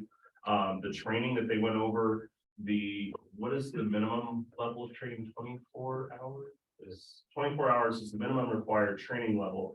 And I think our deputies, I was told, were about 160 hours. So just the level of training. So I know there's always been a lot of conversation of do we do our own police force. We are getting an amazing police force with Wellington County Sheriff's Office, and the level of training. Again, we talk a lot about when bad things happen. Well, your level of training dictates how you will perform. And so it's just really important that we've got a great group. And so I appreciate the work that you guys are doing. So thank you for that. Thanks, Trustee Gator. Trustee Keats. I do not have questions. I have had a lot of my questions answered to kind of build off of what trustee Gator had mentioned. I also have the privilege of touring LCSO facilities, getting to meet some of the CSI investigators as well as special crimes investigators. I got to meet a lot of the different officers. We were invited out for their Thanksgiving dinner, which was amazing to see so many passionate people gathered in a huge space that you guys have over there. I would love if we were able to, as a board, be able to tour this facility, to have a huge addition to their area, their meeting spaces, have a chance to meet some of the prison guards if they're on break. But I would love, as a board, to tour this facility together and maybe receive a presentation on exactly what we do get for the funding that the town is paying for. It's a lot. They have a system in there, a DNA system that I discovered. People go to LCSO from different jurisdictions to have DNA identified in 90 minutes compared to 6 months to a year for deceased family members. That is amazing to have that closure and have that at our disposal anytime we need it, as well for our partnership with LCSO. There is a lot of benefits, and I think it would be extremely educational for us to all tour that, if it's something that the board is interested in. I was going to bring this up in my board report. Oh, sorry. I'll bring it up in my board report, but there's something in the works. Okay, perfect. Thanks, Trustee Wiegand. Really can't expand on anything that's already been said here. I did a ride along with you with Sergeant Terry, and the bang for the buck that we get from the sheriff's department is fantastic. And you look at the different things beyond what we've already discussed, fentanyl task force, child trafficking, all the other things that we get along with our working together with these people. So they're great. Thank you. Oh, one thing too, you said you were going to bring up some of the equipment. You need to do that. We'll do that. Right. Thank you, Trustee Wiegand. Well, thank you so much for your commitment to the community, both of you. You're both very visible and your service is very much appreciated. I just have a quick question about the indirect costs. The block system that has anticipated to be installed in the community. So there's generally a subscription relative to that. Will that be encumbered in the 2023 cost, 2024? What does that look like for us? So that the initial flock system right now is just a trial process. It doesn't cost anything at all. If once we get the results and what is looking for the town, we'll bring that back to the board. Then that'll be discussion of whether we want to look at purchasing that or where we want to go forward. Because there's going to be some cameras that just, it's not worth the bang for the buck. So because we're not getting the information. But there's some key points that we would get some of that intel, and then we look there.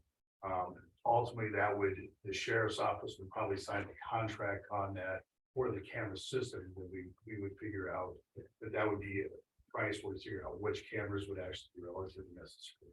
So who is going to pay for the cost of the permitting The permitting up front for the trial process. for the cameras, the installation of the cameras? That would be a discussion. I really don't know if with the sheriff's office itself, with purchasing the cameras, that would probably fall back to the sheriff's office. To pay for the permitting.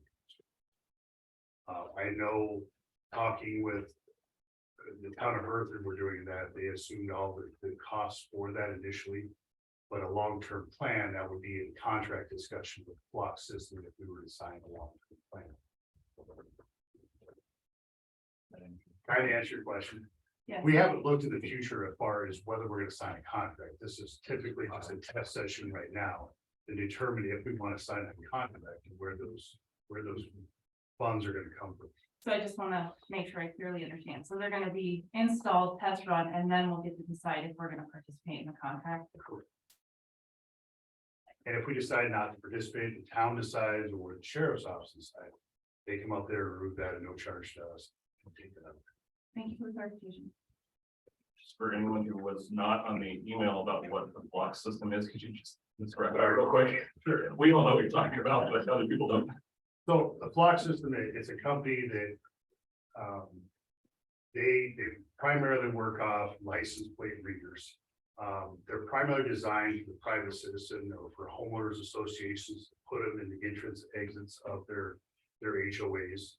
So they can assist law enforcement if they have some criminal activity in that area, or providing data, providing information. Block System is a little bit different because they only maintain the information that they gather from license plate readers for 30 days, and that goes away. Most of our license plate reader systems, we maintain that information for 3 years before it gets expunged. So they're really trying to hone their services to the private communities.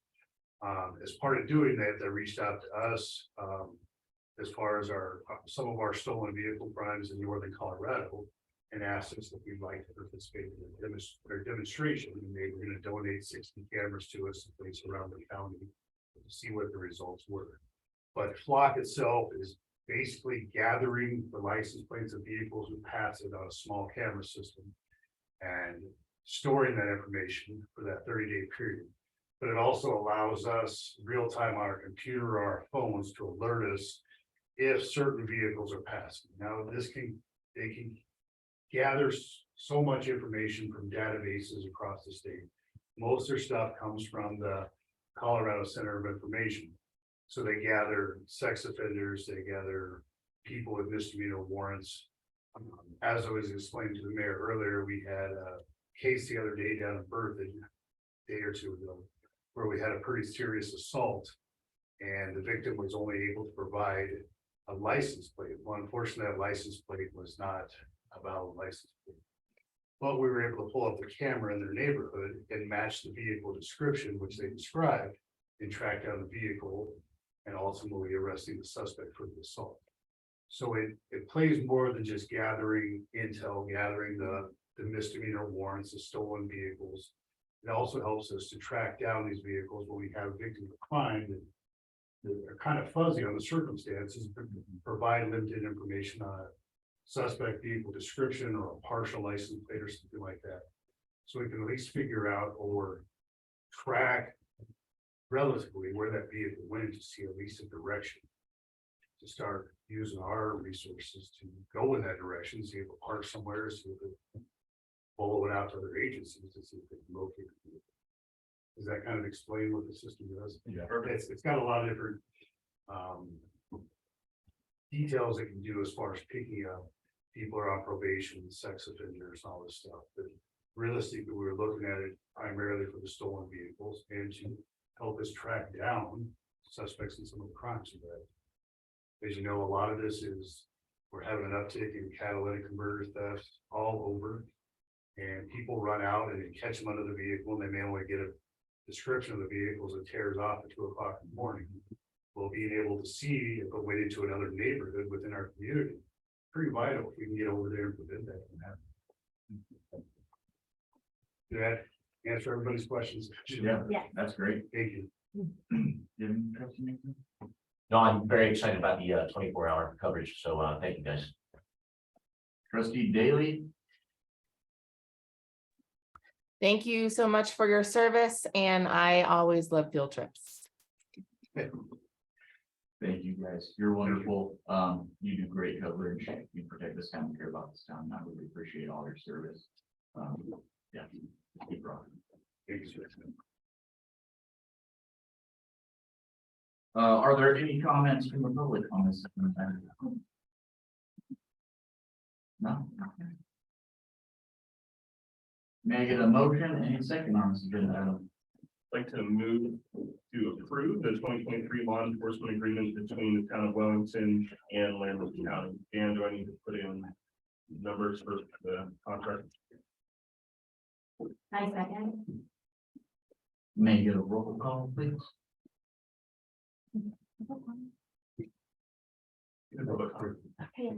I was losing track. I keep making notes here. Trustee Gator, Yes. trustee Daly, Yes. trustee Mason, Yes. trustee Teets, Yes. trustee Wiegand, Yes. Mayor Pro Tem McDonald. Yes. Mayor Shosse. Yes. Thank you. Thank you. Let's take a 5-minute recess. We'll come back at 8:05. I'm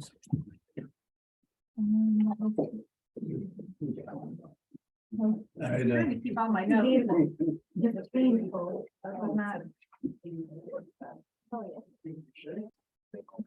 Hey, we're a couple minutes over. Dave's on the way. He's running.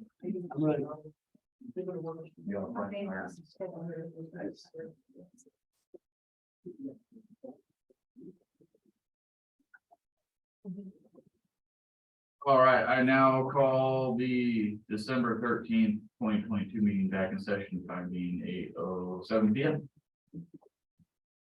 The next item will be a resolution of the trustees of Wellington approving the amendment of employment agreement with the town administrator. It will be presented by Stephanie Anderson, our human resources manager.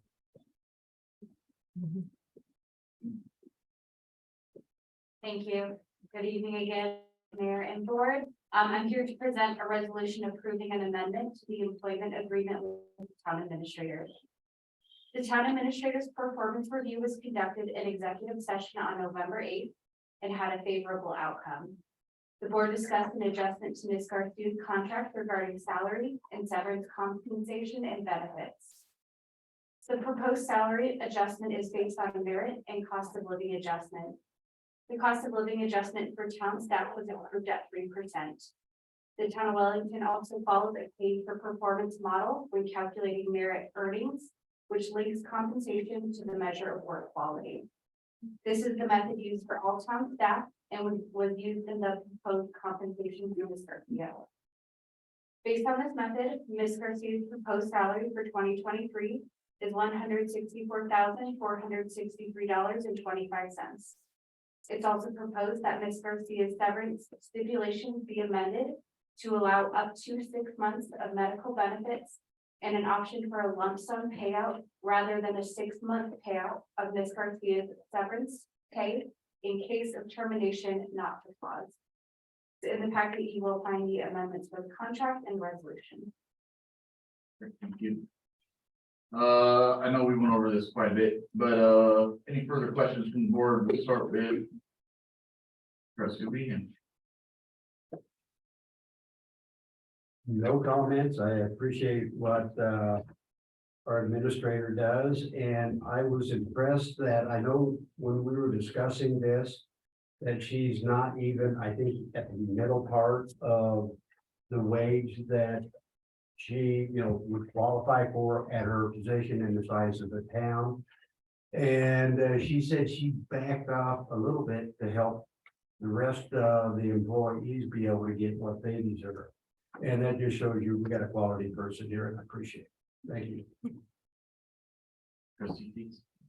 I don't have anything. It was, well, this was. Trustee Daly. Trustee Daly.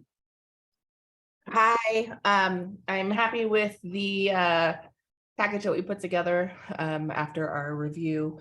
I do want to, and I feel obliged to provide my gratitude to Ms. Garcia, who is leading our town and doing a wonderful job. We're very fortunate to have her between her communication skills, relationship skills, and just her ability to do the impossible on a daily basis. So thank you so much, Ms. Garcia. I'm so looking forward to working with you this next year. And of course, any of these additional items are you're very worthy of them. So we're really proud of you and we really appreciate you. Thank you. Thank you. Thank you, Trustee Daly. Trustee Mason. We love you, Patty. I'll go ahead and make a motion to adopt resolution number 42-2020. Bro, we weren't done with comments. I appreciate your enthusiasm now. You'll get yours. A resolution to the Board of Trustees of Wellington, Colorado, approving an amendment to the employment agreement with the town administrator. It's on road. We have to get through public comment first. We still got another comment session. We haven't even had a public comment. Okay. Oh, Yeah. You're welcome. I think he's still frozen. He's going outside.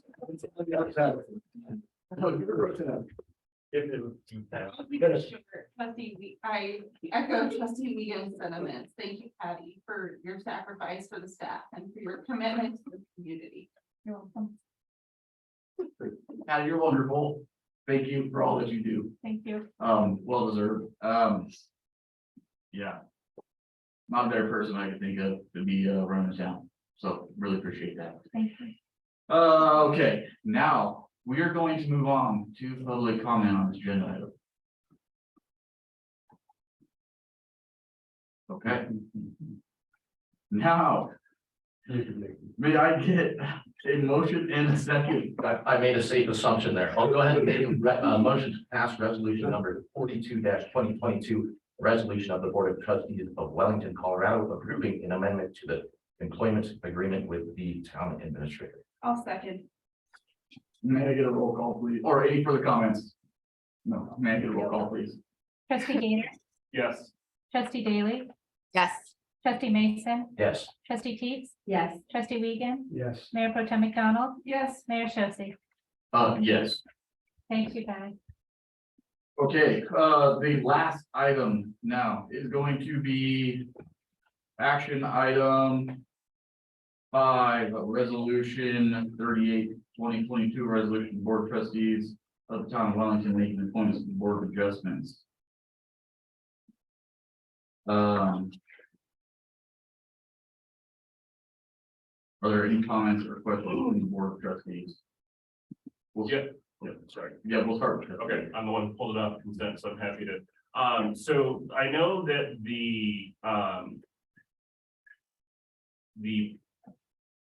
resolution itself doesn't speak to, I have no issues with placing both members that were selected onto the Board of Adjustments. The resolution doesn't speak to positions with alternate versus full member. This concern is brought up. We did receive some emails, and we discussed this at length. Staff did not notify alternates that they would need to reapply if they wanted to be moved from an alternate to a full position. And we have a situation where we've had an alternate serving, I think, for almost a year, and they, what I've been told, doing a very good job. And that person was basically is now being taken out of the seat they've been sitting back into and stuff right out of that. So I think that either if we are going to follow the process of forcing the alternates to re-interview if they want to no longer be an alternate, we need to delay this or delay assigning alternate versus position so that those people can interview for that. Or I think we should look at a position of moving the alternates up and then moving in the new people into an alternate spot to start. But I think that there needs to be consideration on that because the email I got from a member of the Board of Adjustments was fairly upset about the person who's been serving faithfully kind of getting, we need to be thinking about what are we saying to the person who's been serving for the last year in that role? And if we want to continue to have alternates, if we kind of just slam a door in their face, that's not a good look on our end. So I know we talked about figuring this out later, but I think we need to address this at this point and put some consideration with that. Thank you. Trustee Teets. So I actually had this on my list to also remove. My issue is not so much with the appointments, my issue is the lack of notification. So, and I know that I had kind of addressed an email with you how we could possibly go about temporarily fixing this, while not compromising the Board of Adjustments at all, which would be appointing Megan to the position that Levi was sitting in and letting Levi finish out that 2023 until April. Then having a proper application process where all members, because there was 2 members that weren't notified, Reg and Levi were not notified. Eric was notified. So I think we just, to keep things equal and to keep things transparent, I think putting Megan into that alternate position until April 2023 interviews and proper placement, there's 2 seats coming open in April 2023. So to be able to do that placement, but still honor the volunteer that has been serving in that position for almost a year, letting him finish that out and giving them equal opportunity to interview, I think would be the appropriate way for us to address this, not put it off. We could still pass Eric's position because he did interview. His term was ending in January, not abnormal for what we did on most of the other boards. They interview before their term expires. I just want to make sure that we're doing things above board and giving that proper notice. Thank you. Trustee Wiegand? I have to agree with trustee Dietz on this one. I think to show respect for the people that are volunteering, I think we need to keep this in mind and try to rectify it. So probably need to discuss a little further, but we'll go from there. Thank you. Mayor Pro Tem. When we finish discussing the appointments, this is an issue that we all discussed that we needed to bring back. I'm not sure that. So the way that I left that meeting was that we knew that this was a challenge and that we needed to bring it back in addressing future appointments with the Board of Adjustments. The challenge has been in the past that we haven't had enough applicants to even fill the Board of Adjustments. But now, you know, this is one of the new challenges associated with boards growing. So I'm comfortable with the decision that we made, or the recommendation that we made for the appointment, you know, based off the interviews that we did, and would agree that, you know, maybe not tonight, but at a later point in time, we do need to, you know, resolve that issue so that it's clear in the future when you're an alternative, when it's appropriate to reapply for a permanent position. Thank you. Trustee Mason? Honestly, whatever the board decides to do tonight, I'm totally fine with either candidate or whatever we want to do, but yeah, I think same thing. I did want to point out that contrary to the email that we received, none of this was accidental, right? The board already knew about the alternative situation as it was discussed when all of us were there in attendance at candidate interviews. We also gave pretty clear direction to staff what we should do for the situation in the future. That direction was a very simple. Ms. Garcia, would you please make sure that you explicitly inform our alternates that they need to apply if they wish in the event of vacancy? The reason for that was also to satisfy trustee Gator's request that all town board members would have the opportunity to interview all potential candidates. So the current vacancy term that Ms. Mullen was set to fill expires on April 2023. It is both Ms. Mullen and Mr. Pillow would like to reapply again when that term expires, they'll have that opportunity. So I'll be honest and say, you know, after the discussion that we had, I'm a little bit confused as to why this was pulled from consent, considering that we had all left that meeting in unanimous agreement. Thank you. Trustee Daly? Hey, we had the opportunity to interview some people. We found an amazing candidate who's incredibly qualified and it's going to bring a lot of education and great questions to the Board of Adjustments. So I'm very excited that we did make a recommendation during that meeting unanimously again for the assignments that are in the packet currently. 100% of the Board of Trustees made that recommendation with the known issue. So with the commitment to follow up on process in the future, nothing was done out of process in any way whatsoever. Folks that had expiring terms were notified, and that makes complete sense. So based on the recommendation of this entire group collectively during that session, I'm in favor of moving forward with our original recommendation. So we're not holding up or discouraging anybody that's a new volunteer for this group. And nobody's positions are being taken away by any means. And there are additional positions going to be available in expiring terms in the very near future. So we'll be able to remedy this, I am confident, before the next interviews occur, and make sure that everyone who is interested in those positions will interview. So I'm pretty confident with the item that was on the consent agenda. Thank you. I would say that I left the meeting that we all discussed, interviewed. We were all in agreement, we all understood where things sat. We all directed Ms. Garcia that we would look at this in the coming year before the next term vacancy would come up. So we could address how to have alternates. We've never had alternates on this that were not board of trustees members before, so this is kind of a first time thing. You gotta work through things like this. We would be putting Megan in until April 2023. That would open up.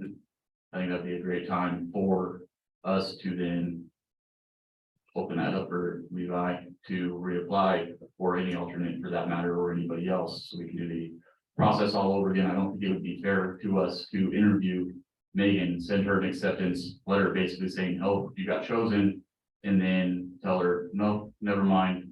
You weren't chosen. You got to do this process again. So I think that we just need to move forward with what we agreed on as a board and go from there. Any comments from the public on this agenda item? Christine, as a former member of the Board of Adjustments, let me give you some perspective. It's a 5-member board with 2 alternates, and you have to have a supermajority in order for things to pass. So it's very important that you have 5 people, and that's why you have the 2 alternates. Now, the problem we had with the trustees being the alternates, they didn't show up, and there's a lot of times that we had to cancel our meetings because they weren't there. So we need dependable, reliable alternates. But what's the incentive of being an alternate when you have to come to a meeting that you don't do anything at? Unless you incentivize it by saying you can work your way up to a regular position. If you're an alternate, alternate 1 goes to a regular seat, alternate 2 goes to alternate 1 seat, and a new person goes into alternate 2 seat. That would be incentivizing people to be an alternate, to work their way up, to learn the process of what it takes, and also for us to see if they're reliable. If they're gonna show up and potentially not do anything, that's a reliable person. But a person who says, well, I'm not gonna be in a seat where I don't get to do anything, then we don't want them on the board. So another thing is, I don't know if any of you have attended a Board of Adjustments since I left and Levi took my spot as an alternate. He took my spot on the board. The 2 people I would say that do the best on that board, ask the most questions, are the most engaged, are Stephen, Carmen, and Levi. That's not saying anything bad about the other people. I mean, they ask questions, but those are the 2 most engaged. And I have been to a board in person, but I watched all the recordings since I've left. So I just want to let you know that you are getting rid of one of the best people they have, one of the most engaged and one that talks and asks the most questions. The other thing is you don't have to re-interview. If you just put Mrs. Moline as an alternate 2 and move everyone up. Reg has been there at every session as well. At this last asphalt hearing, he was there the whole time as alternate 2. He didn't have to be, but he was there. That's showing that he's reliable. And in case Wyatt Knudsen did recuse himself, if he did, Reg was there ready to take his spot. That's the point of being an alternate, is you're ready to take someone's spot, even if it's for 1 hearing, 1 point, not the whole meeting. So I think it'd be a disservice and de-incentivize the alternates from anyone serving if they don't get moved up, if they do a good job. If you have to reapply in order to get an alternate position and then you get passed over and someone new gets put in front of you, I think that's de-incentivizing. Why even care? Why even bother? Why come to meetings? Then the whole system's gonna fall apart if we don't have alternates that actually care and come. If there's not an incentive, the incentive of being an alternate is that you get to move up for good behavior, for good, and he's one of the best, Levi. So you don't have to re-interview, is my point. Let me finish, sorry, I'm sorry. You don't have to re-interview, you just have to put her in an alternate and move everyone up, thanks.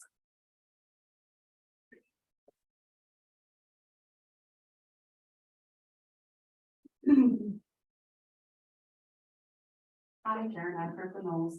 So I go to those meetings as well, and I was really shocked. The last one I went to was October 27th, I believe, and it was the one with the fall plant. That had gotten moved from the 17th to the 27th.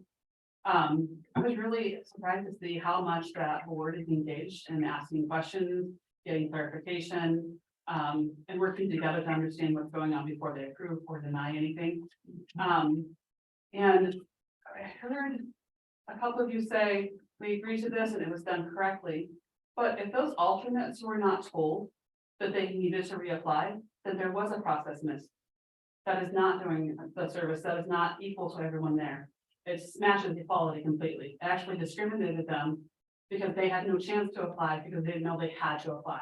And that's very inappropriate for any town staff or board of trustees to do. And then say, well, we already told somebody else. We know we screwed up, but we'll fix it 4 months from now. We're not gonna fix it right now. That's a slap to Levi in the face.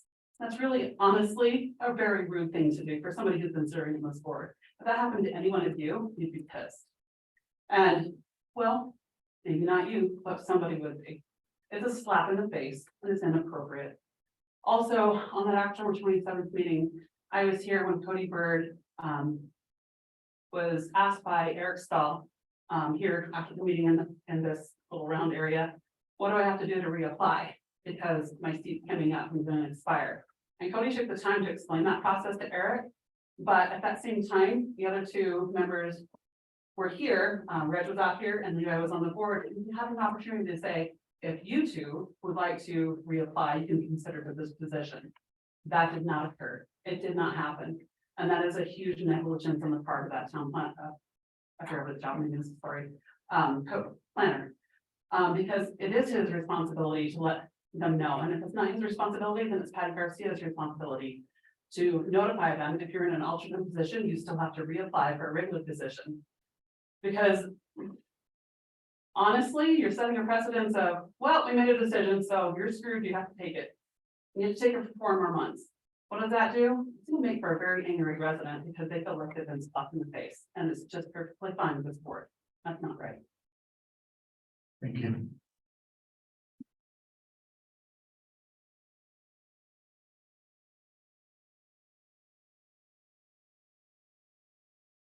May I get a motion and a second on this agenda item? Can I take feedback? I'd like to get a motion second, and we can have our comments. Make a motion to approve. Resolution. Number 38, 2022, a resolution of the Board of Trustees of the Town of Wellington, making appointments to the Board of Adjustment as presented. I'll second. Okay, now we will open up to further comment. Trustee Teets. So it was brought up that we as trustees left with a single agreement, and I wanted to address trustee Mason's question on why this was coming back and brought off consent agenda. One, it was requested by 2 separate residents that it be opened back up for public comment. I typically won't refuse a resident reaching out and saying, hey, we want to have a voice on this. That was one of the reasons it was on my list to open it back up for public comment, because we are here to serve the people. And if the people want to give an opinion, we should allow them to do so. The other clarifying item that I want to state is I was unaware when I had made this decision at the interview that Levi had already stepped into that position full time and was serving in that position. That is why I agreed to move forward how we did. I was not aware he was serving as a full board member. I thought, okay, maybe he sat in on maybe 1 or 2, but I was not aware that he was serving as a full board member. The other issue that I see is we ask these alternates that we tell them that it's part of the ordinance. They can't serve on any other board. So they also come and sit and listen for hours as alternates in this position with no opportunity to serve elsewhere. Something we don't require our parks and props board to do. They are allowed to volunteer for another board. So I think being restricted to the adjustments, not having all of the information, I just found out Levi was just informed last night that he was being removed. we didn't even reach back out to him as a town, as trustees to say, hey, FYI, he found out last night. I found out first thing this morning, he found out last night. This is something that can be simply moved around and adjusted to allow one for transparency in April for those applications to be heard appropriately while still resolving. And if it's a question of how Ms. Moline will feel, I actually got a response from her today when I reached out to her, and she said that she will trust so I'm just going to let the board and trustees decide what is best. She is more than happy to re-interview in April if need be.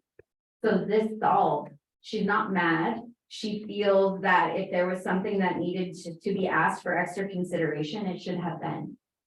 So, because I felt if I was bringing it off consent agenda, I wanted to give her a heads up saying, hey, just doing this, giving you information on why I'm doing what I'm doing.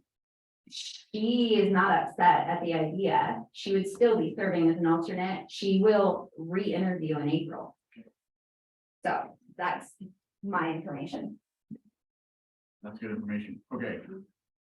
This leads me to a question for Dan and Patty. Do we have the capability right now to put Levi on the Board of Adjustments and put Megan on an alternate? To amend the resolution. Okay, So question, because the resolution says nothing about positions. Like there's nothing in the resolution that says alternate or full position. Right, because these were both full positions. Levi is still an alternate. He was participating in the two Board of Adjustment meetings that he attended, or maybe 3, as an alternate. He was being promoted up to fill because there wasn't enough full members to attend the meeting. So he isn't being replaced depending on how you want to go. And it was never my intention to not include him. I go through, just to let you know how, so everybody hears, I go through and I just look for expiration dates. I just look for expiration dates. I notify those applicants or those individuals whose terms are expired or expiring. So his term wasn't expiring, so I didn't even think to notify him or Reg. And if this is a new process for us, we admitted, and I admitted that maybe I should have done something differently. Mistakes are made, but I felt like we had found a way to clarify it moving forward. You can amend that resolution to include Levi, to change somebody to an alternate. So it would be appointing Megan as the alternate, with the term expiring April of 2026 or something like that. We can look that up real quick. yes, 2026. Okay, so I do apologize. It was never my intent. I was not trying to leave anyone out. I was not trying to cause any harm. So. Yeah, I fully stand behind the no ill will by any means. Anybody want to question that, they can, that's their own heart. And one more thing. The other thing is when in April, after elections, you all talked about wanting to make sure you all interviewed your applicants.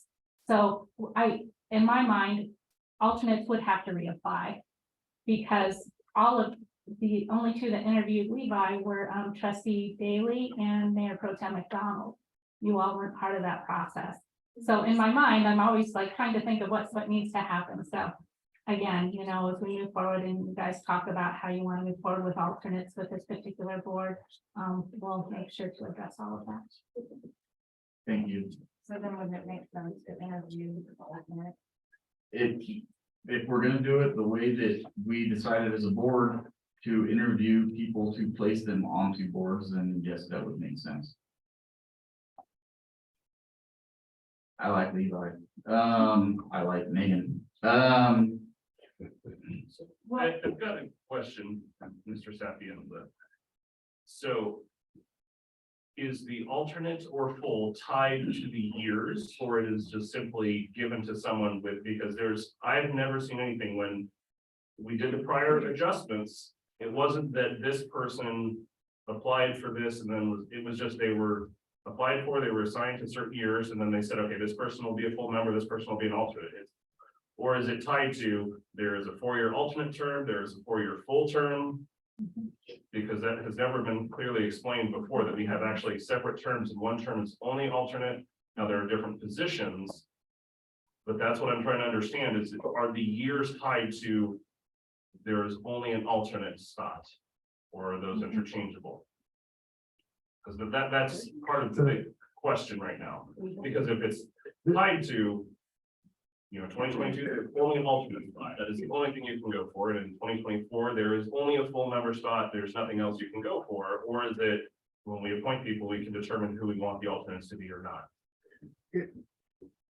The ordinance says there are 5 members and 2 alternate members, and so it clearly seems to differentiate between the 2 types of membership. With the alternate members, the board must designate the first and the second alternate.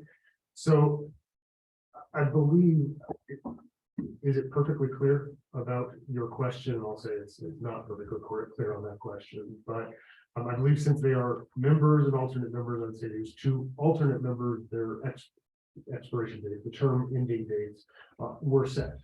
They were set when those alternate members were appointed. So I think to do what you would want to do here, or to move Levi from first alternate to a membership, would be reappointing him to that member position from the alternate position, and that alternate position are the same term ending date.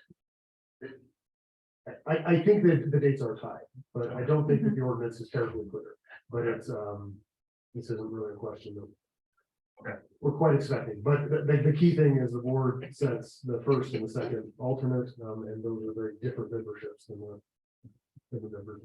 It is stated here in our ordinance, it says each member shall serve a term of 3 years. Yeah, so, and then I did also want to clarify something, is that there were several comments made that we came to a decision. I would like to remind everyone, we as a board are not allowed to make decisions outside of our formal meetings. We had a discussion, I raised concerns, my concerns didn't change, but the rest of the board felt otherwise. And I said, okay, we'll move forward with that. I had additional concerns brought to me by the resident once the packet was published. And that's the reason I brought it back. So I did want to address the whole, we already came to a decision. We're not allowed to come to a decision today. We came to a recommendation. We came to a recommendation.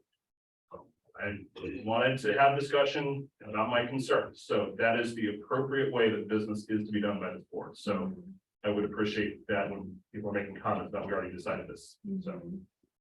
Perfect. When we make those recommendations, we do make those recommendations to specific roles and terms. And that's how it was done when Levi and Reg were appointed as alternate 1 and 2. Nothing in the decision in this consent agenda removes those roles from anyone. And I do commend and appreciate anybody who has stepped in and served in those roles and has, and I would hope that they would continue. But that also, we did recommend them to be assigned in those roles. Nothing in this, what's before us, is removing anybody from their roles. So I do want to make that clear. I'm ready to vote. I think that we've said the same similar things over and over. Thank you, Trustee Daly. Any further comments from the board?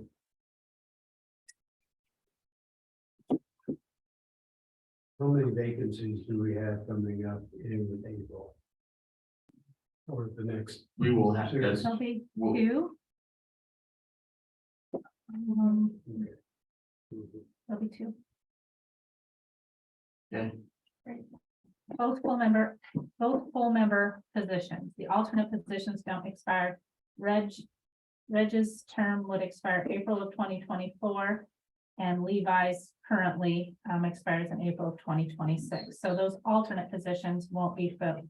Will be, if you move them up or whatever, we will fill alternate positions specifically. Thank you.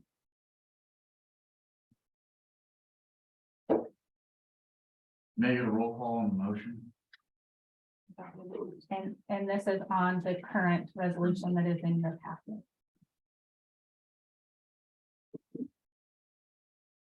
So we've had a motion by Mayor Pro Tem McDonald and a second by Trustee Mason. Trustee Gator, No. trustee Daly, Yes. trustee Mason, No. trustee Teets, No. trustee Wiegand, No. Mayor Pro Tem McDonald, Yes. Mayor Shosse.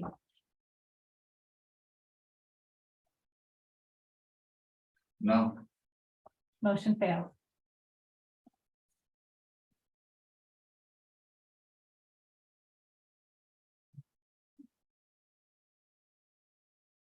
Do we want to try to go for an amended motion?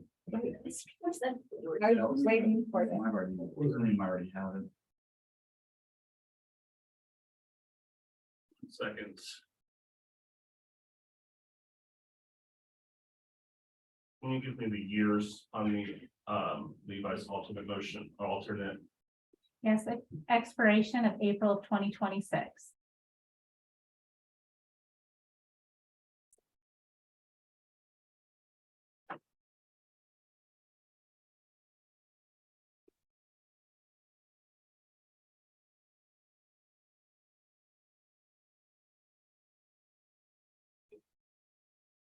Just finding the motion.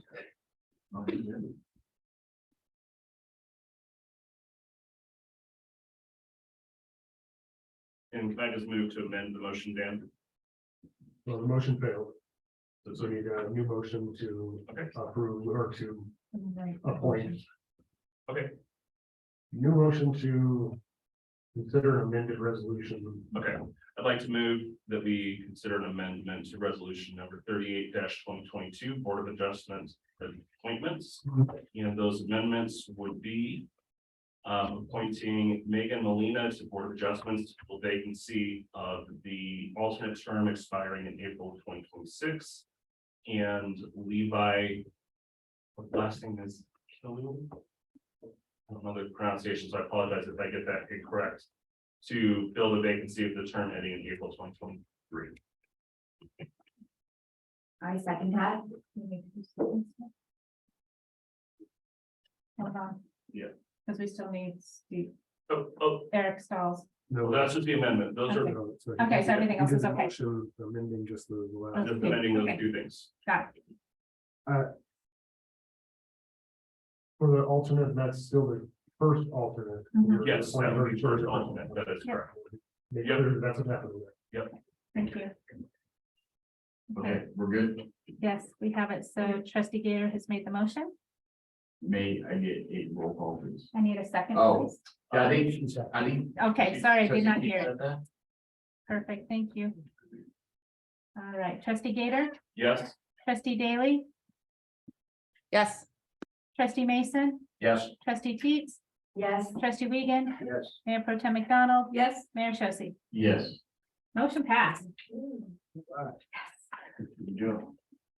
Now we just have some work to do on how to go. about it Yeah. in the future. We'll work on that. On to town reports, Mr. Sapienza.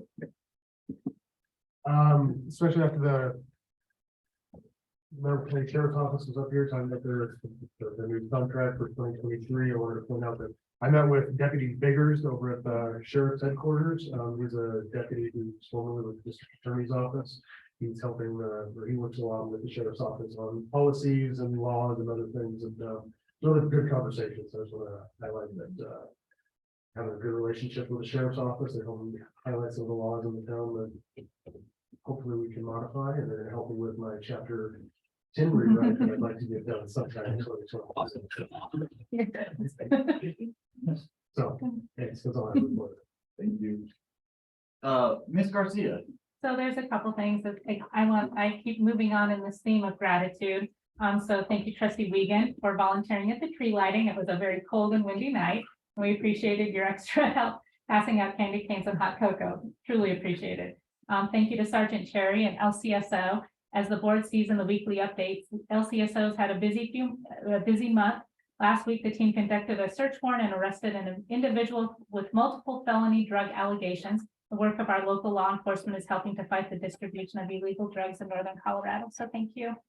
I'd like to recognize some staff. Joe Bill from Public Works earned his D wastewater certificate, and Mitch Mullenix earned his C wastewater certificate.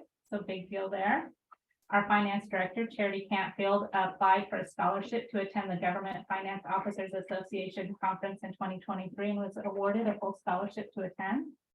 I'd like to thank the entire staff of the town of Wellington. Our small but mighty team is consistently going above and beyond for one another and our residents. We are fortunate to have a group of dedicated public servants working for the town of Wellington.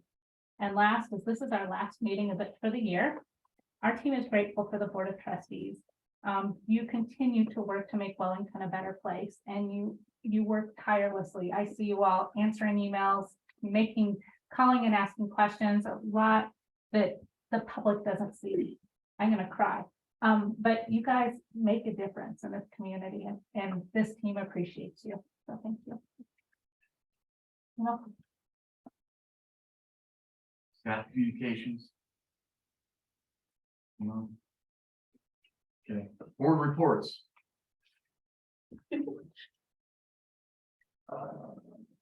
Trustee Daly. Hey, there's two things to celebrate. The first one is, I don't know if you saw our mayor in the NoCo Style magazine as the best of 2022 for the town of Wellington. So congratulations. So as we said before, super grateful. I am so thankful for your leadership, and I think that you are doing amazing things in Wellington. So thank you. The next item for congratulations is our deputy town administrator, Kelly Holding, recently won an award. And I want to share that information and what it's about because it's outstanding. So she received the Edwin O. Steen Award for Managerial Excellence from the KU School of Public Affairs and Administration. And it's acknowledging her management and what she brings to government. So I want to give her a round of applause because that's incredibly amazing, and she's worth celebrating. She brings professionalism and knowledge and all these kind of items that we would be lost without for the town of Wellington, not to mention all of her efforts recently for grants and so on. So we have a lot to owe her, and I'm really glad that she is getting the accolades based on this award. So congratulations. And the last thing I wanted to say is I'm not the meeting today. My daughter was sick and home from school. I feel fine, but I know that sickness is abundant right now, and we're heading into the holiday season. My hope for everyone in the town of Wellington is that you stay safe and healthy through the season. And your health is important. Your work can wait. I just want to make sure that you all, especially the staff of the town of Wellington, are taking care of yourselves. We can't do what we do without you. So be safe and well this holiday season. Thank you. And we are going to do a full-on presentation of Kelly's award at the first meeting in January with Mayor presenting and family here and things like that, because this is really a big deal. Yeah, big deal. Thanks, Trustee Daly. Mm-hmm. Now on to Trustee Daly. Hey, thank you for letting me not go first. I appreciate it. So I had, I think, 3 different things I wanted to highlight. So first, just wanted to continue to highlight the work the finance committee is doing. So they have been working with our finance director to just kind of give thoughts and ideas on ways that we can be earning interest money, just on the money that's sitting in the bank accounts and transferring it from one of our banks that's not having a real high interest rate to one of our other banks that actually has much better interest rates. So just so we can have more interest income for the town. So they've been giving great advice on that. Gave some feedback as well as looking at different banking options yesterday. So it's just great. Again, we have a banker, we've got a manager of a not the bank, the other one. Credit union. I don't know why my brain's not working. We've got an accountant, we've got a past auditor. I mean, we have so much professional talent on that board, and they really have been a great resource to our finance director just to help give input to that. So I appreciate that. They are also working on putting together finance policies that hopefully they'll be approving in January, that will potentially be coming to us at the end of January for the town, some recommended financial policies, just overall how we should manage finances for the town. And then they're also putting together a letter in regards to just support for financial controls in the work that the finance department is doing, really trying to get the town on track in finances. So just great work that they're doing there on the finance committee. I also wanted to give an update on the transportation pilot that we did, and so that wrapped up on the 9th of November. So I did want to give a huge shout out to Atlas. He's a young man that came out and drove for us the entire time, basically for 2 months. He is a student at community college. Front Range, thank you. He's a student at Front Range Community College, and he actually drove from Fort Collins all the way up here every Wednesday and Saturday in the morning and in the afternoon to drive the bus into Fort Collins and back. So just I really appreciate for him doing that. But we had a total of 50 riders throughout the process. So it started out very slow, and then Colorado gave us some publicity, the MPO gave us some publicity, and we saw that kick out. So we actually had one day where 10 seats on the bus, and we had one day where we actually filled 9 and 8 of those seats on the trips to and from Fort Collins, which is great.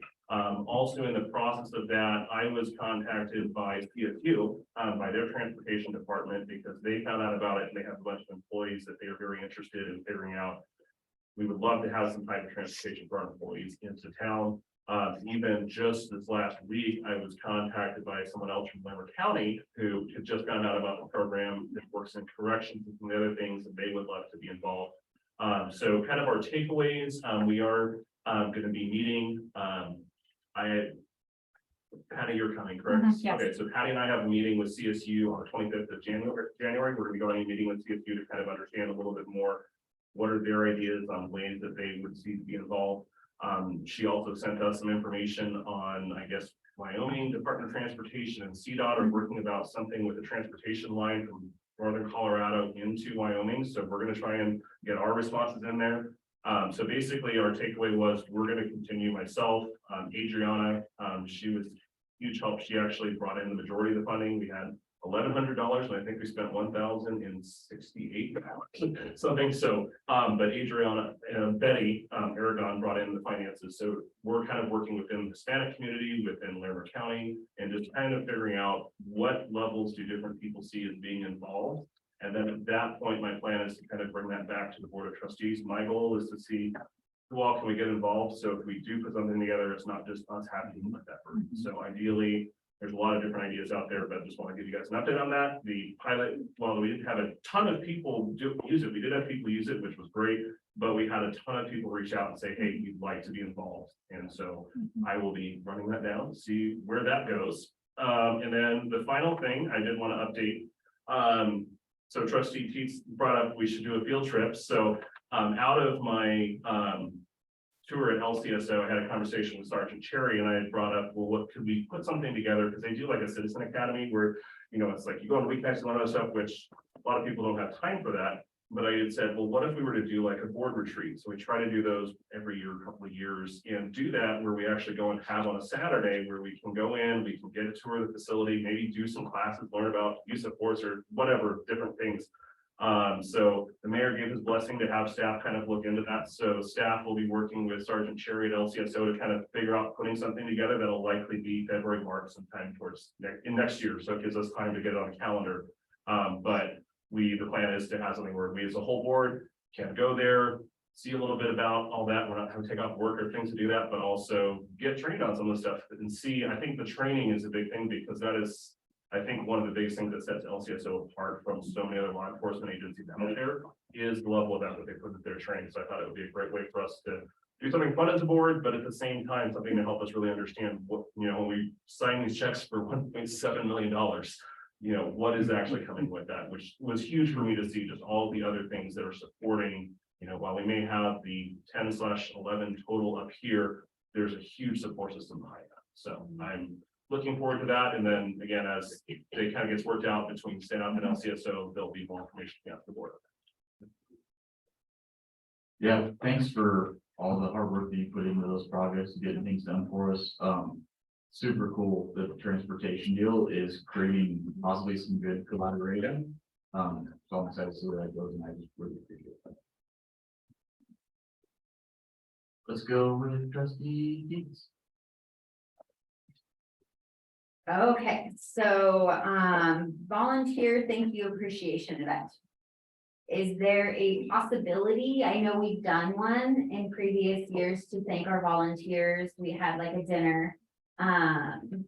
Was it this last year? We had a dinner and we had. It was last year, it was like last October, so Got a it. year ago. And this year with Crystal leaving, I just did not have the bandwidth to set that up again, but the goal is to have it next year. Got it. 2023. So, and I actually wanted to offer to help with anything that might be needed with that. I know you guys are short-staffed. I still would love to be able to do the thank you appreciation. So if there's anything on my end I can help with, I'm more than happy to do so. Just that you guys aren't hitting an overwhelmed. Everybody heard that, right?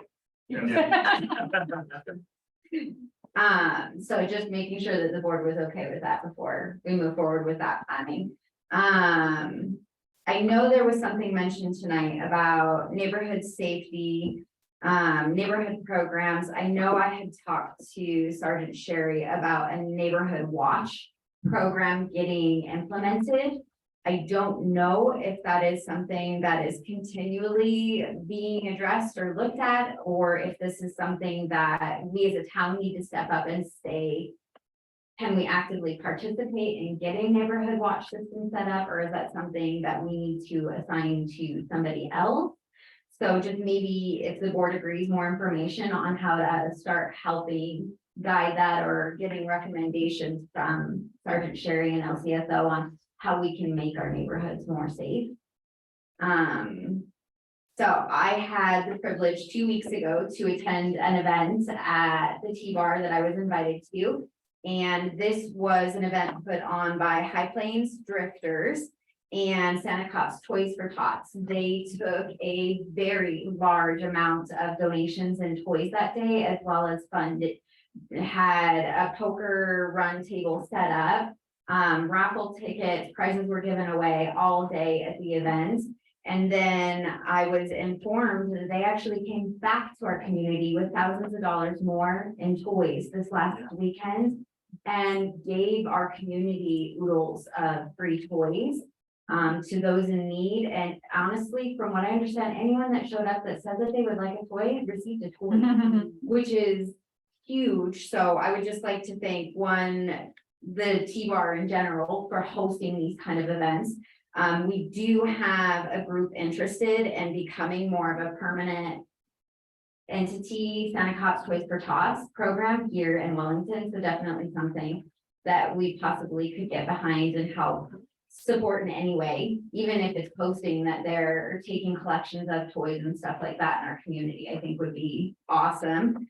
The Hudson's annual lunch with LCSO, I don't want to, since we touched on it already, it was a lot of fun and I enjoyed having lunch with our town administrator, and Sergeant Sherry came and sat and had lunch with us at the same table. We had John Fain that also came and sat down and had lunch with us. Justin Smith, who was available, sat down and had lunch with us. So it was actually an amazing opportunity to get to experience, I'm sorry, not Justin Smith, to get to experience a different side of giving. It was strange having LCSO serve me, since they do so much in serving already. But I was very pleased to receive that invite, and it was nice to actually sit down and learn some about grandkids and stuff like that with Patty. So, and the last thing is, my husband has been working privately with a group to be able to fund the senior center memberships, and they have been completely funded for 2023 in their memberships through private entities that have stepped up and will provide their entire membership at no cost to them this next year for 2023. Now, we might have to drag more people in for 2024, but I think it's a good basis to start and setting the example that we do tend to our seniors well here in Wellington. That's all I have. That's hard. It was a lot. I mean, it was long, but it was worth it. Thank you. Mr. Bean. I'm gonna keep mine short and sweet. The Christmas tree lighting was great. It was terrible weather, but it was fantastic. I see the participation of the community and of the staff, and it was great. So it was a fun time.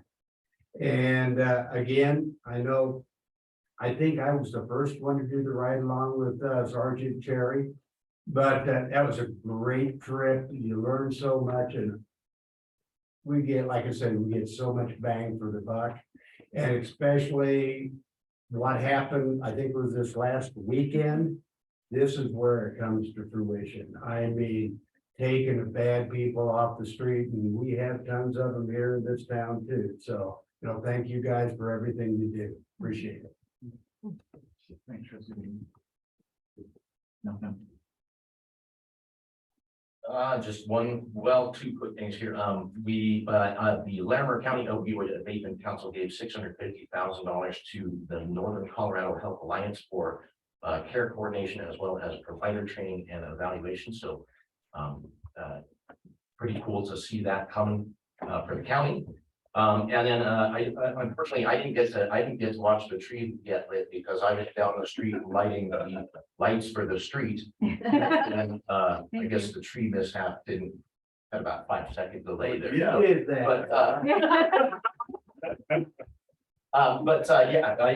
Really good event, and it was great to see everybody out there. So. Perfect. Mayor, I forgot to mention something if I could really quickly.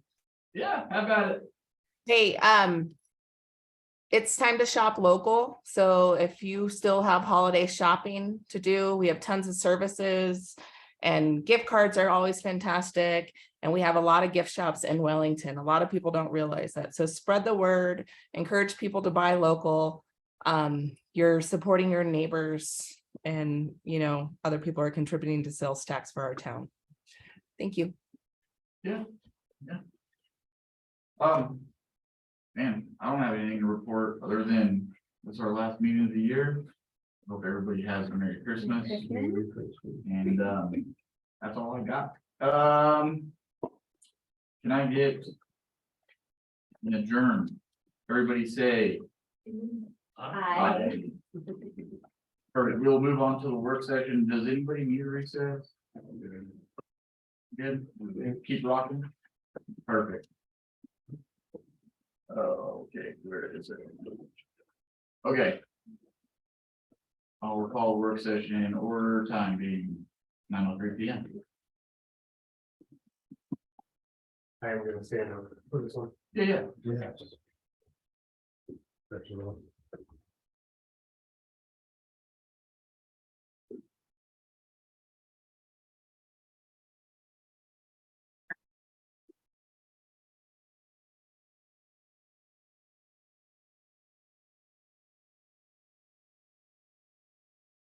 Board members, thank you for being with us at 9:05 p.m. to talk about yet another. There you go. Proposed ordinance here. This is a proposed modification to the Wellington marijuana ordinances that were passed in 2021. Last board meeting, or perhaps one of the last board meetings, I asked about a proposed change in the setbacks that our company had brought forward about a proposed ordinance to reduce those setbacks, and heard pretty loud and clear that the board's goal was to further the intent of the voters, not change those items that the voters voted in. However, there were a couple items that I think should be considered, and this kind of the three main groups of changes here to marijuana ordinances. First is the current ordinance has a 200-foot setback from residential properties, but it only includes R1, R2, and R4. At the time the marijuana ordinance was referred, there were no R3 properties in the town of Wellington, but as you saw earlier with Cody Bird's presentation about the upcoming land use code or land use map, the zoning map, there will be R3. So I think it would be rather appropriate to amend the ordinance to include 200-foot setbacks from those residential uses. R3 is medium density residential, so a good change, sticking with the intent of the voters. The second change here is about a variance process, and this one requires a little explanation or perhaps a little bit of background. The ordinance that's in place requires marijuana stores to be located in C3 zoning districts only, and it has setbacks from residential, from schools and daycares. As you know, that those setbacks, as Mr. Nicholas mentioned earlier, can be up to 2,000 feet. So there's not a lot of properties in the town that fit the zoning and the setback requirements that are in there. The process right now, as interpreted and through our local licensing authority, who's Kristen Brown, she was appointed earlier this year, and she's had a lot of experience in this area. As we've interpreted this, it requires first a zoning and setback verification. And then before that application is accepted by the local licensing authority, that's currently being done by the planning department. Essentially, anybody who wants to apply for a marijuana license will submit this form to the planning department, who will look at the premises and determine if it fits those setbacks and those zoning requirements. If it does, then it can move on, the application can be reviewed. If it doesn't meet those setback requirements, the application is sent back to the applicant. It's not really considered. Because of the language of the ordinance, it actually includes those setbacks and those restrictions in 2 places in the Wellington code. It amends the zoning and land use code, so it creates a land use restriction. It also makes those setbacks a requirement for the marijuana licensing. That's a very technical difference, but in terms of the process and the process that somebody might want to go through if they wanted to perhaps get a variance, it's a very important distinction.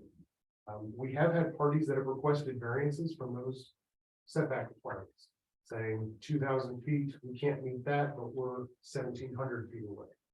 There's been variances that have gone through the Board of Adjustment already, or applications, and in those, I think it was, well, we're not 200 feet from a public use, but we're 100 feet, something like that. And so none of those variances have been accepted.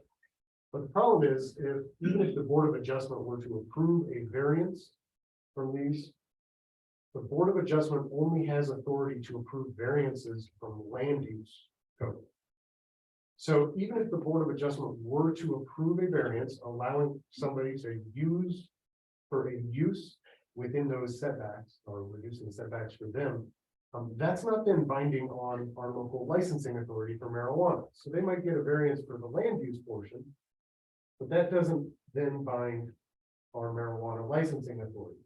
And perhaps that's the intent, but it's in our interpretation, the local licensing authority, the marijuana license authority, when she's looking at the license application, she doesn't have authority to vary, to accept anything less than what's in the ordinance.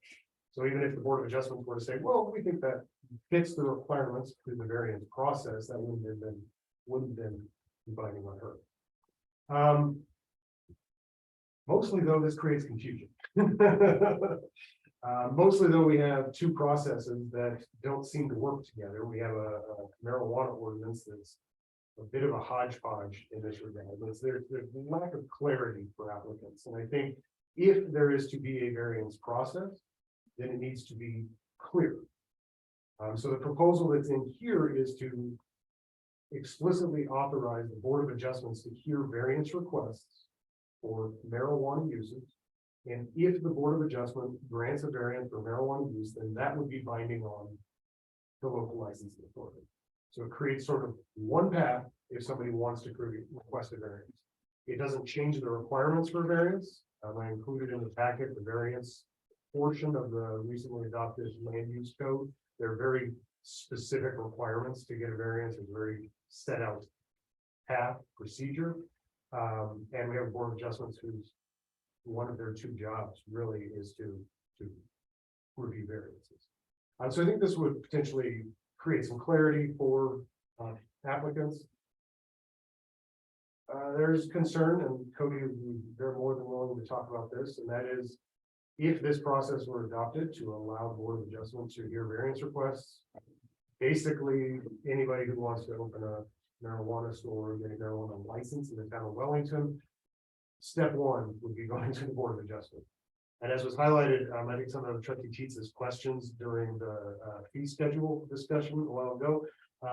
The variance the fee for a variance right now is about $250 currently, Cody. The current fee is $250. It's a lot of work. And so if every marijuana application were to go through the Board of Adjustments, it's going to take a lot of his time. And the fees for that don't necessarily compensate him and his staff for that. So I think there's really an important discussion there around if this becomes the path, we're basically saying there's going to be 2 hearings for any minimum of 2 hearings for any potential marijuana business in the town of Wellington. First go to the Board of Adjustments. If they got a variance, then they have a hearing. I think this is an option that we came up with. I think it creates some clarity for applicants and for the town. It puts it into a set procedure. We're not creating some new procedure with new standards in somewhere else with new variances and Board of Adjustment to be clear. I think it'd be worth discussing from that. I've had answered questions about that.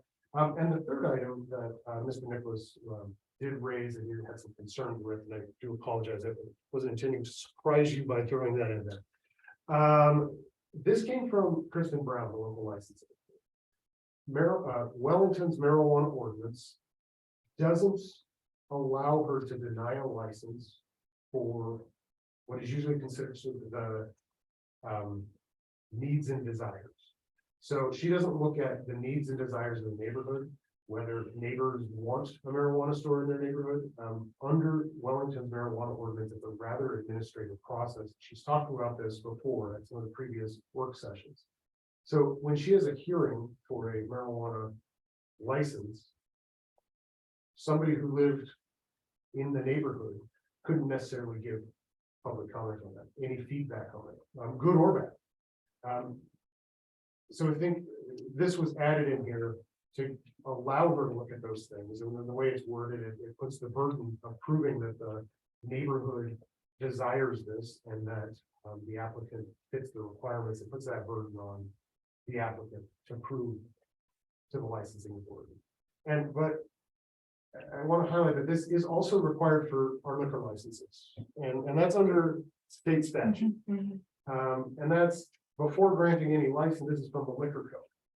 Before granting any license, all licensing authorities shall consider the reasonable requirements of the neighborhood, the desires of the adult inhabitants as evidenced by petitions, remonstrances, or otherwise, and all other reasonable restrictions that are placed on the neighborhood.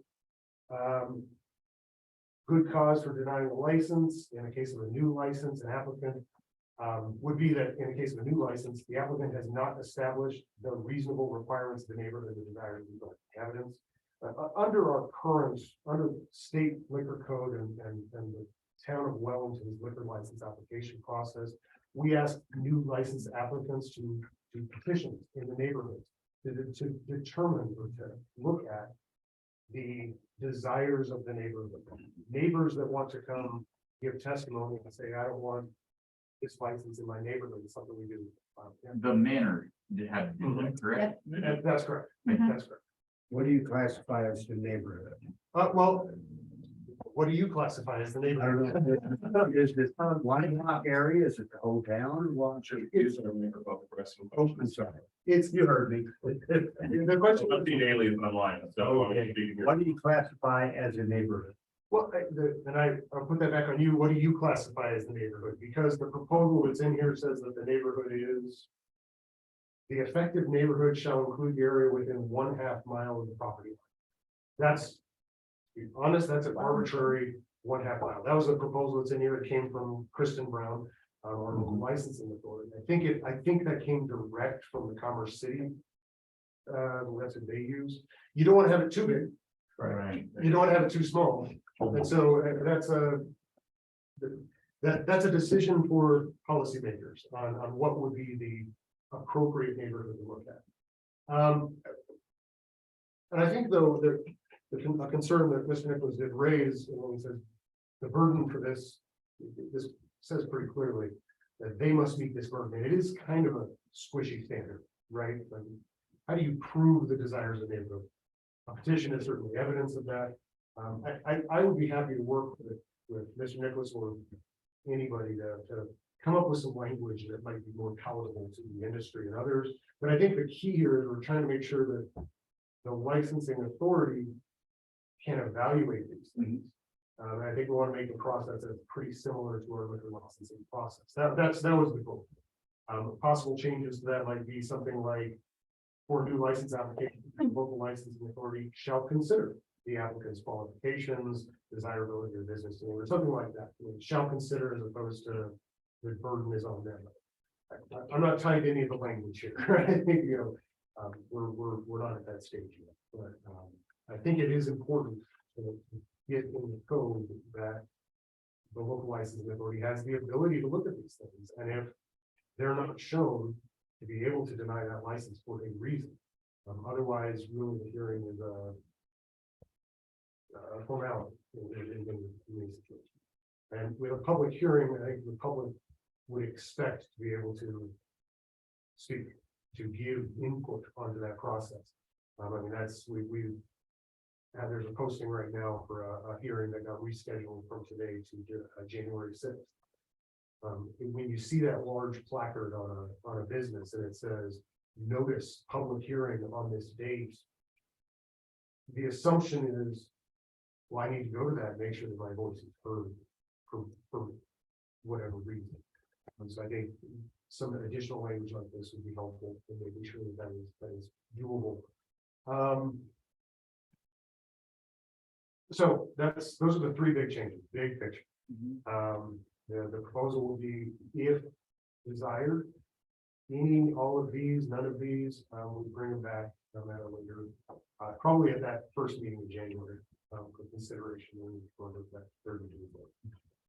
The changes, if adopted, would apply to applications received after the ordinance goes into effect. So as I said, there is a hearing scheduled currently for January 6th. So that application, that hearing will be conducted under current town law, town ordinances, rules and regulations. So I'm going to go sit down. If you have any questions, we have to answer them, but I think there's a work session going through to discuss. Yeah. Questions for I said? No? I do have a question for you before you. Or is it? Just so it's more official, right? Sure. Okay, so to clarify in the background and discussion, it specifically states in the first part of the background and discussion, attached to the proposal regarding marijuana that can address some of the issues that have been raised around marijuana licensing. In particular, this intent to create a path for parties desiring a reduced setback limit to request a variance through the Board of Adjustments, as with any other variance request. So my issue and concern there is I have actually two issues of concern. One, the voters voted on that 2,000-foot setback. If we were to change this, we'd be going against the will of the people for what they voted for, which could very well be that they voted for that 2,000-foot setback, but we wouldn't know that. So is this something that can be sent to our voters again, addressing that setback, and see if it would be something that would be approved by our residents? Then it's approved by the residents. It's not forced in by trustees. It's the will of the people and not the will of seven. So that's one of my issues and causes of concern is I don't want to go against the will of the voters. I get it's a responsibility, but we also discussed previously that we had no wish to change the will of the voters related to the marijuana ordinance. But if the voters would choose to on a special election or regular election, when the next election comes, would choose to change that setback, I would feel way more comfortable with having the voters say on that and not 7 people sitting here who may or may not have opinions on marijuana here in town. I think the voters did vote it in. It was approved. We have to make sure that we're allocating, but we also have to make sure that we are representing the people and their vote. So if this is approved, like, I don't disagree with the R4, the R3, or R3, R4 assignment. But what part of this, if we were, is it number 2 that we're looking at to agree to let that variance change? Number 2 allows somebody to request a variance from the setback that's in ordinance. Okay. And that variance means that they could request it to be 1,000 foot away instead of 2,000, is whatever the Board of Adjustments chooses. Yeah, and that's why I included the variance provisions of land use code, and I think it's helpful to read the purpose and the applicability of that section. A variance provides relief from the strict application of a standard to a specific site that would create an unnecessary hardship or practical difficulties on all reasonable use of the property. Applicability. Variances may be sought for relief from dimensional and numerical standards of this land use code, and so a variance in this case, my reason I included that, and the reason I think perhaps the Board of Adjustment might be the right place to do this if you want it to be possible, is already any numerical setback. You know, if it's a setback from a property line where you put your shed, there are setbacks for liquor licenses, liquor stores from certain uses. There's setbacks, there's numerical restrictions throughout our land use code, and that's what a variance does. And so I thought that was kind of an appropriate avenue to look at those numbers. But this doesn't on its face change any of those setbacks. It just allows somebody to request a variance, and then they have to meet the burden of the variance process, which is not. This creates a clear process, but this does not really create an easy process, I wouldn't say. There's some strict requirements before the Board of Adjustment can grant a variance. So I see what you're saying, but this number 2 gives applicants a potential avenue, but a clear potential avenue for requesting a reduced setback. Against what people voted though, correct? So Gator, go ahead. make sure you also use your microphone, because remember, we have people online. So I think there's a couple of points with that. And so regardless of personal feelings on anything, the reason we have a Board of Adjustments is, right, the government puts in place laws that you can or cannot do these things with your property, right? You own the property, whether it's residential or commercial, doesn't matter, you own the property. What the Board of Adjustments does, it says, you as a private citizen, as a business or whatever, you have a form of protest to say, this government rule should not apply to me. And then you go to the Board of Adjustments, you make your case to say, this is why this government rule should not apply to me. So, right, if I am bringing a marijuana shop and I come to the Board of Adjustments and say, well, I really need to do this and I want you to give me a 1,000 foot setback. The Board of Adjustments is probably not going to look favorably upon that. If I come to them and I say, you know, I am 1,990 feet away, and I come to the Board of Adjustments and say, hey, here's what I do and all this, then they might be more reasonably willing to say, okay, 10 feet, no big deal. Well, they might say, no, you can't. But it gives me the ability to say, I should be able to do this with my property, and I should have some exemption from this. And I think that there should not be a class of individual who we say you can't have the same property rights that everyone else, like everyone else in town has the property rights, the ability to go to the Board of Adjustments and say, I want a variance. Doesn't mean you'll get it, but you have the ability to go there. So I don't think it would be appropriate to say you do not have the ability to go and get a variance, even though everyone else in town can. So I think that this takes it from being a confusing process where it's clear in one area and not in the other, and just saying this, just like anything else, there is a variation process if you want to say, I should be exempted from this government rule. And I think that that needs to be applied to everyone the same. So we're not saying the setback is less, the setback is still 2,000 feet. If they want to do something less than that, they have to go make the case to the Board of Adjustments why whatever reduction they're looking for should be approved. And the Board of Adjustments will take the case and look at it and make a decision, either yes or no, just like they would for anyone else, whether it's a shed, whether it's asphalt plant, whatever it is, they'll make that decision. So I think that that's what I see it as, and I think we should give the same rights for that variance process to everyone. Well said. Thank you. Trustee, any further questions on that? On the, no, but if I have more, I'll ask. Anybody have any questions for Dan before he sits down, or Mr. Sapienza? I have questions, but you can sit down. I don't mind. And here.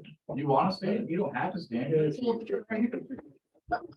you're gonna ask me questions, I'd rather just stand. If it's gonna be, you'll ask me questions, the point of a work session, or, discussion amongst yourselves. Yeah. So once you get to really debating amongst yourselves, you've had to sit down. But if- I have a couple piggyback questions off of Trustee Gators, if I could interject for a second.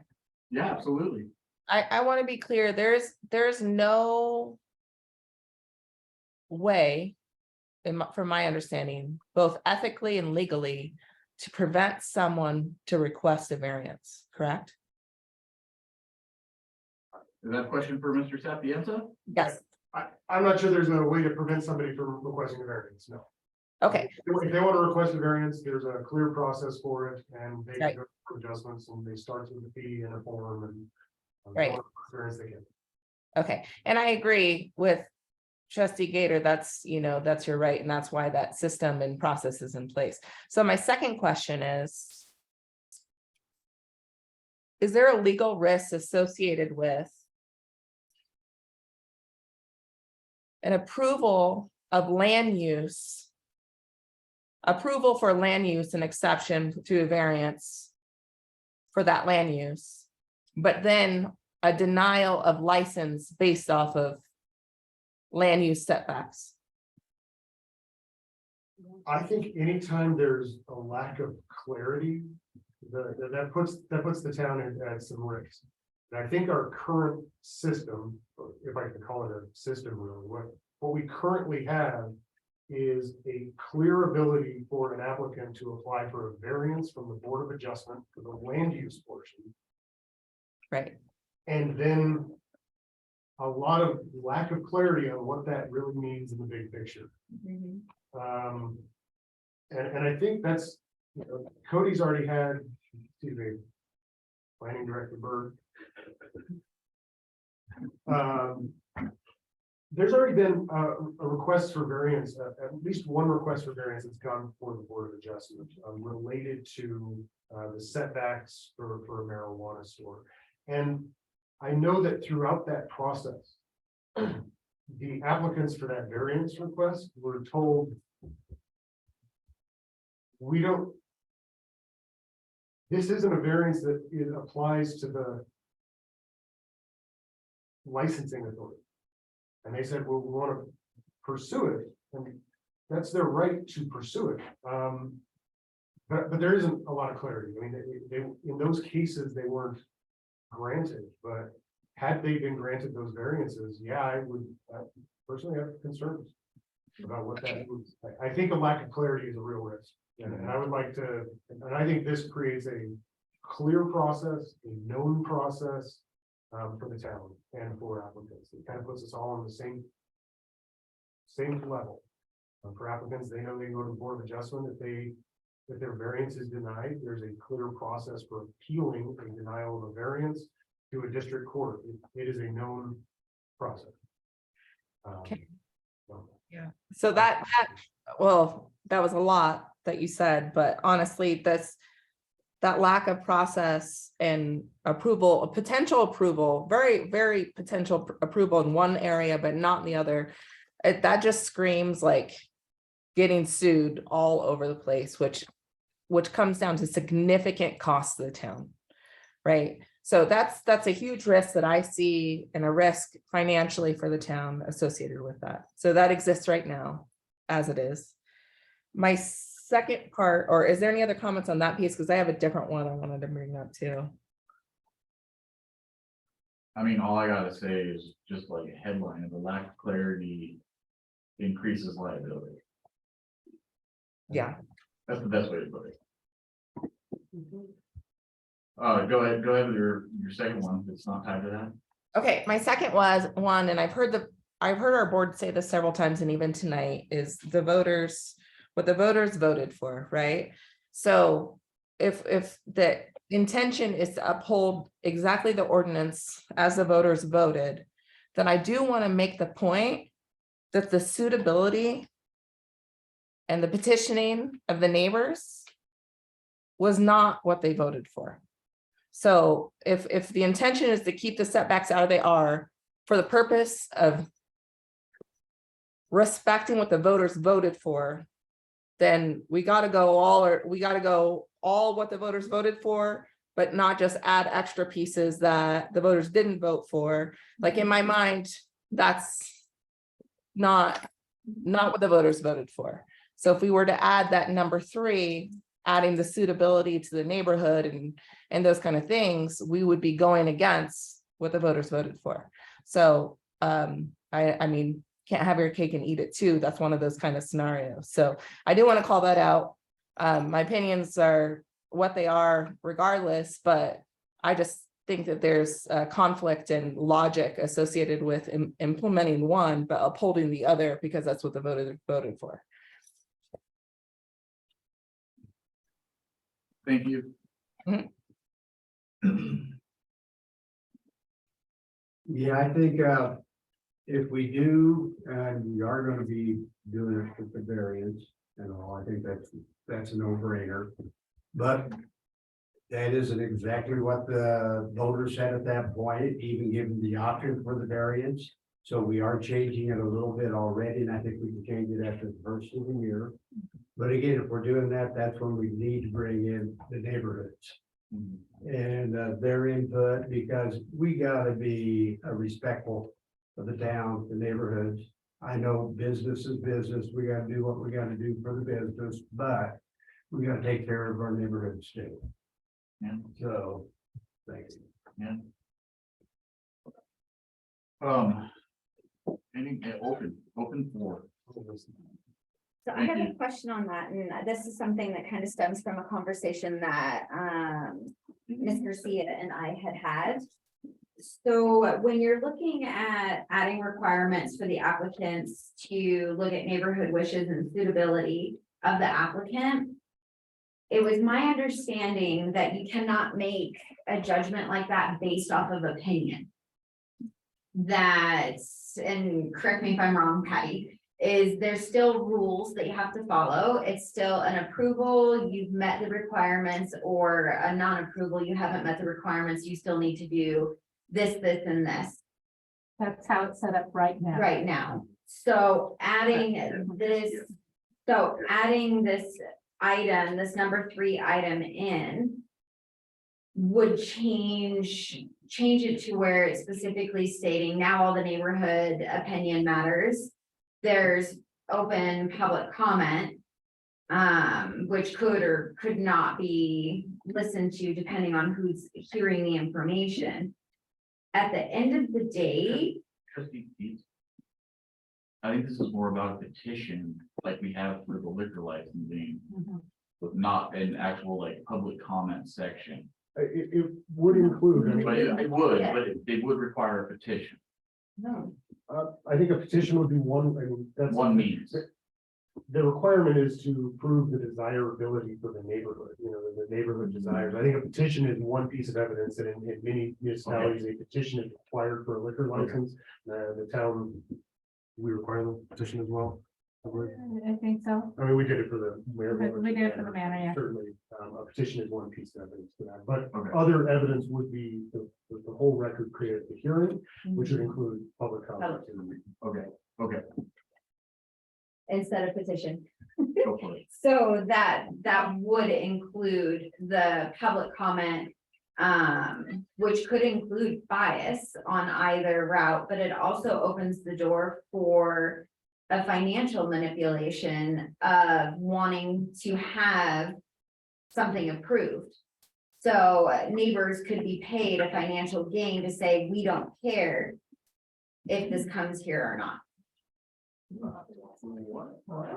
So when you look at it, so there, it opens the door for a manipulation of the law is actually what it does when you move this into this area. People could say they want neighbors paying to be against it. They want neighbors, they want whoever this entity is that wants to come in, they could be paying to have it addressed or not. I've never heard of that happening. A petition form, I mean, if it's a signature on a petition, the petition would say, you know, I'm signing this as a voter and lives in this area. They would have language, kind of sort of declaration of the person saying that they're signing it because they want the thing there. I've just never heard of anything like that before. So I don't have major, Trustee Daly did bring up a good point that it would be an adjustment to what is included if you read the strict code. I think we're bringing public process into that. As Mr. Sapiens said, we have that for other things. So Wellington Manor, they went and got a petition.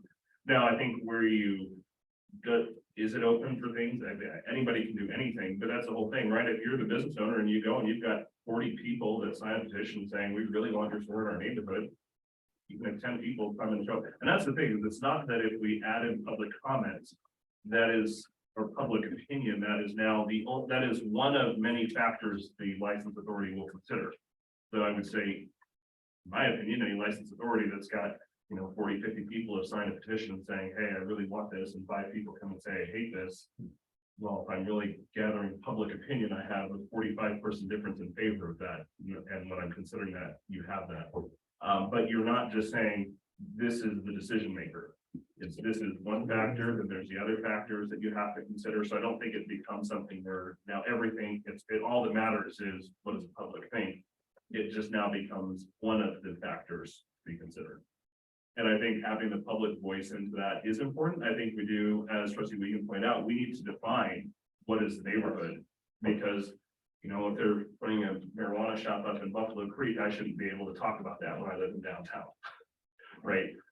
So we need to make sure that we define that. So it's not just anyone who has an opinion on it. It's actually people that would be within that area and maybe would look at what are the setbacks to determine that, right? The setbacks are 200 feet. So maybe it's 500, or I don't know how we determine that, because a lot of that's already going to be determined, right? It can't be sitting in the middle of a residential neighborhood because the setbacks of the 200 feet from residential already. D3 commercial isn't allowed use. There's no setbacks for commercial, so really that's not as big of a consideration.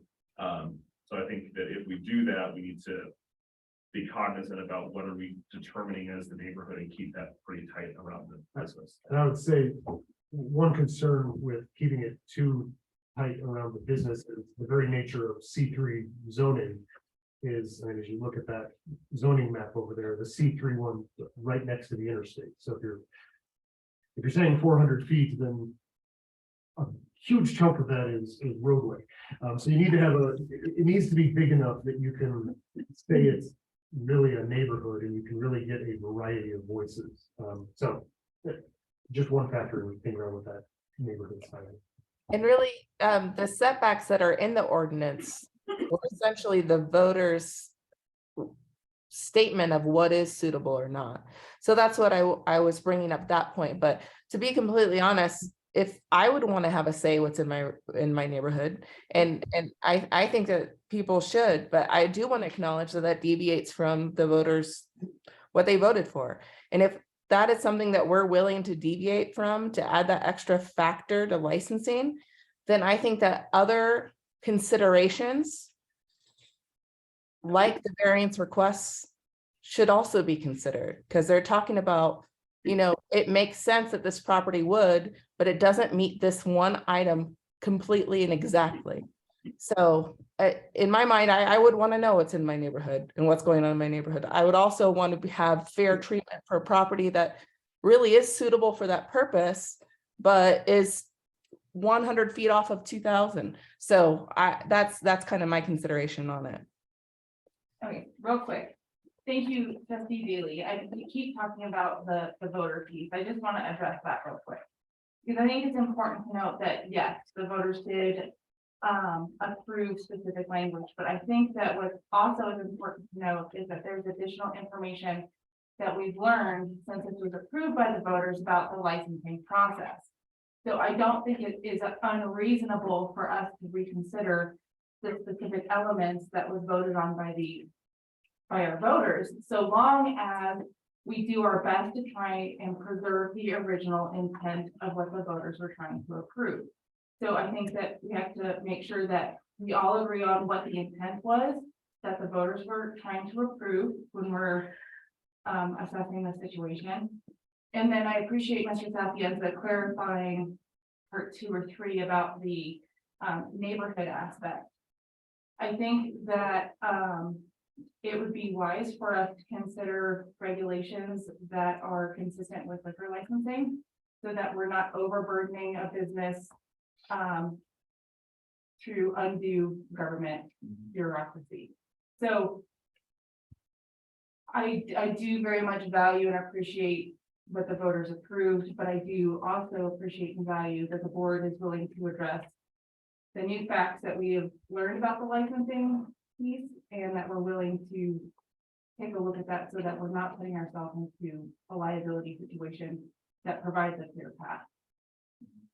I guess my question would be is how many existing C3 parcels are available for development relative to the staff's concern about being overburdened by a variant application process? Because I don't think that there are necessarily, 200 vacant CD lots. So we're not going to get we may get 5 to 10, but is that any different than a variance on setback defense permits?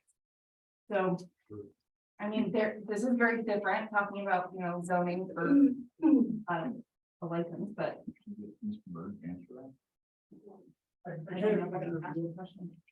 Did I? Go ahead, Ms. Burke. If you'd like, I'm happy to come up. Jody Bird, planning director. I think what I heard was the number of available C3 lots in town, and that and does that create the burden? It's not necessarily the number of lots that are available, it's the number of applicants willing to put in the application. We've already received our zoning and setback verification application. We've received multiple applicants applying for the same property. It has to be evaluated each time. So one applicant may apply for a variance on a specific property, go through that process, and then they don't get approved. And then a new applicant can then make the same request or a slightly different request on the same property. So my concern is more of the number of applications out there, that if there's that process for a variance, and we know that there's a limited number of properties that meet the setbacks, the result is going to be multiple applicants coming in, all seeking variances for the same couple of sites over and over again until something gets approved or there's different rules and regulations. Exactly. Thank you, Mr. Bird. That was exactly what I was alluding to there. So we have 2 options relative to that piece. We either consider the ability for appeal or variance, or we consider an adjustment to the setback, so that there aren't an additional number of appeals brought before the Board of Adjustments. So I think that that's more of a difficult conversation for us to have is, okay, we're willing to consider this appeal process, but hearing that there would be an additional burden, is there a benefit to making a reasonable accommodation to the setback based off of what is current industry standard? So I don't know the answer to those questions, but I think that those are interesting ones for us to consider. Well, yeah. I mean, those are very, very interesting. And then when you say like industry standard, I mean, municipality to municipality is different. So how we really come up with a standard that would fit into everything that doesn't open us up for some sort of liability or something of that nature. I think this is a great way to go personally. We need to address some of the concerns about what is a neighborhood, what is the area we'd be looking at, but this gives a clear path for individuals to seek a variance if they so wish, and a way to go about putting that variance in place if they do it. Right now, we don't really have a way to put any variances in place, which is a huge liability, which I think would cost us much more in the long run than potentially having more Board of Adjustments meetings or situations there. We can maybe look at a fee schedule, something to address this, because we've been going over all those fees. already working on changing those to where they fit the community and the growth and the modern times. So I think there's gonna be multiple facets to be able to get something like this put in place. I think this is a great start personally. I think we just need to tweak it, work with it. I am open to Mr. Sapienza working with individuals like Nicholas, or the case may be, to where we can come up with something just to remove liability. Would it be possible if we've had some common themes that we're talking about, would it be possible to get feedback from Mr. Nicholas on those topics? If he has any insight, he, probably more familiar with these topics than we are. I do have a quick question For remove. for our attorney here. Okay, give me time. Thanks. So, from what I understood, if we do a variance, it's a variance per that property. It's not setting precedents for everything, correct? That's absolutely correct. A variance is very particularized to a specific property, to a specific request. So if we do this, we go 190 or 1,900 feet, it isn't 1,900 feet for everybody. It's okay, each individual. It's 2,000 feet, except for that one property, that got the variance. Correct. Not really, no, the variance is only for that property. When the Board of Adjustments considers a variance request, they have to consider the record in front of them. They don't consider, it doesn't really create a precedent that's binding in any way. Thank you. Okay, I thought. I don't know if it's a good one. I'm gonna go for it though. Thank you for the help of my team up here. I think if we are gonna open it up for Nicholas to talk or work session, we need to open it up for any applicants. Legal advice to come, so we may have to do something there. I don't think it's not, we don't normally open work sessions up for public comment, any comment outside of the board or the presentation, so that's something I would like to maybe readdress. And there will certainly be an opportunity.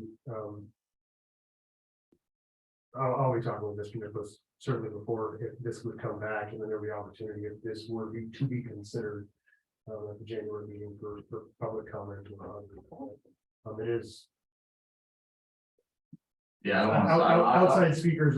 I just don't want to set a precedent. Trustee Gator.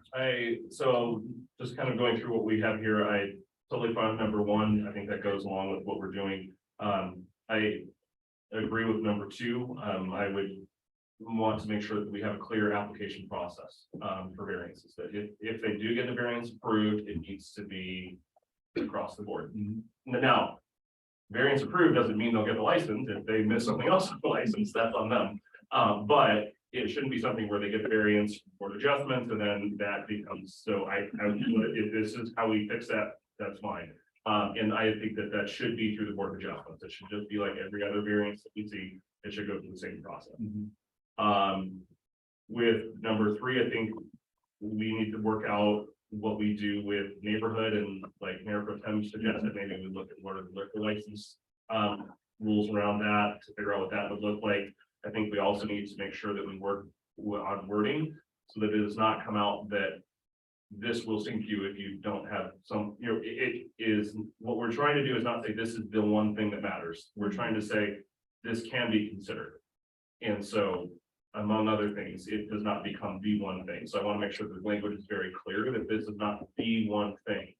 And that we don't make it out above and beyond. It was a very simple process for a liquor license authority. They brought forward their thing, was opportunity, and that it was done.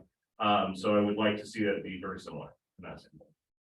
I agree with everything that Trustee Gator said, and I think that the radius that we're talking about should just be completely consistent with liquor licensing, just so that we have that clear message and direction. But I think this is, although it's not exactly what was voted for, I think it matches the will of the voters and the intent, like Mayor Pro Tem mentioned. And I think it reduces our liability and cost to our taxpayers, and still protects property rights. So I think that might be the winning possibility there. So I mean, so we can kind of wrap this up or headline it. As a board, can we say that we agree this is a good path to start? Dan brings us back something that's more polished. We can talk about it more at that point. I'd say that's a great start. One thing I think we need to do is check with Cody and see how much we should be looking at to charge. Oh, yeah, fee schedule. Need to have that in Absolutely. place too.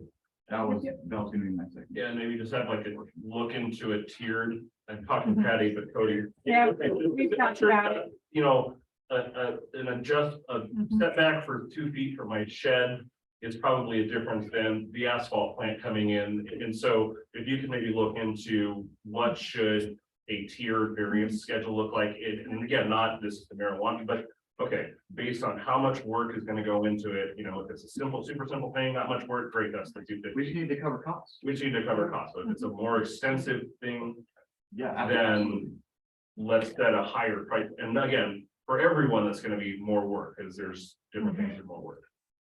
Yeah, I appreciate those comments. It is something that we would take a look at and make some recommendations for the board to consider. When we were doing the fee resolution considerations and the land use fees, I had recommended an increase on the variance fees. That's gonna come back as a future meeting date, but that recommendation was based on the amount of time and materials that staff uses on an average application case. Certainly, the complexities of a residential variance for 2 feet on a shed is easy for everyone to see and understand as compared to some of the commercial variances where there's more at play. But the costs for notices, for advertising public hearings, staff review time to prepare the reports, attend the meetings, those are fixed costs. We can't really change those. So even though the request is really simple for everyone to understand, it doesn't change the amount of work or cost that goes into it. The commercial variances might be in a different tier because those typically have multiple considerations you have to look at. And sometimes those applications come with, I need this variance and this variance to make this overall development work. We might propose a fee schedule that has layers there for each additional concurrent review. So there's definitely some things to think about, and we'll present some of those recommendations back to the board for consideration. And if you could just bring like what those fixed costs are when you do that, I'm sure you have it. It'd be good to see that, right? Like I can see, okay, $100 is for this, $100 is for that, you know, that would be great to still to visualize so that when people ask me why, yeah, this is why. I appreciate it. Absolutely. Thank you for that feedback. Yeah, I think this should be just like contractors. You know, they should pay their way, whatever the cost is, it shouldn't be a burden on the city. So, thank you. Thank you, trustees. Cody, will you remind me what that fee schedule was until when we changed it? Will you remind me what that fee schedule was before we changed it? The We just put it down the tier. The land use fees were not changed. No, the variance application. 1,000. The variance fee is a land use fee under the way the ordinances were adopted. That was adopted in August or July of 2019. And it was set at $250. It has not changed since then. Got Okay, clear as mud.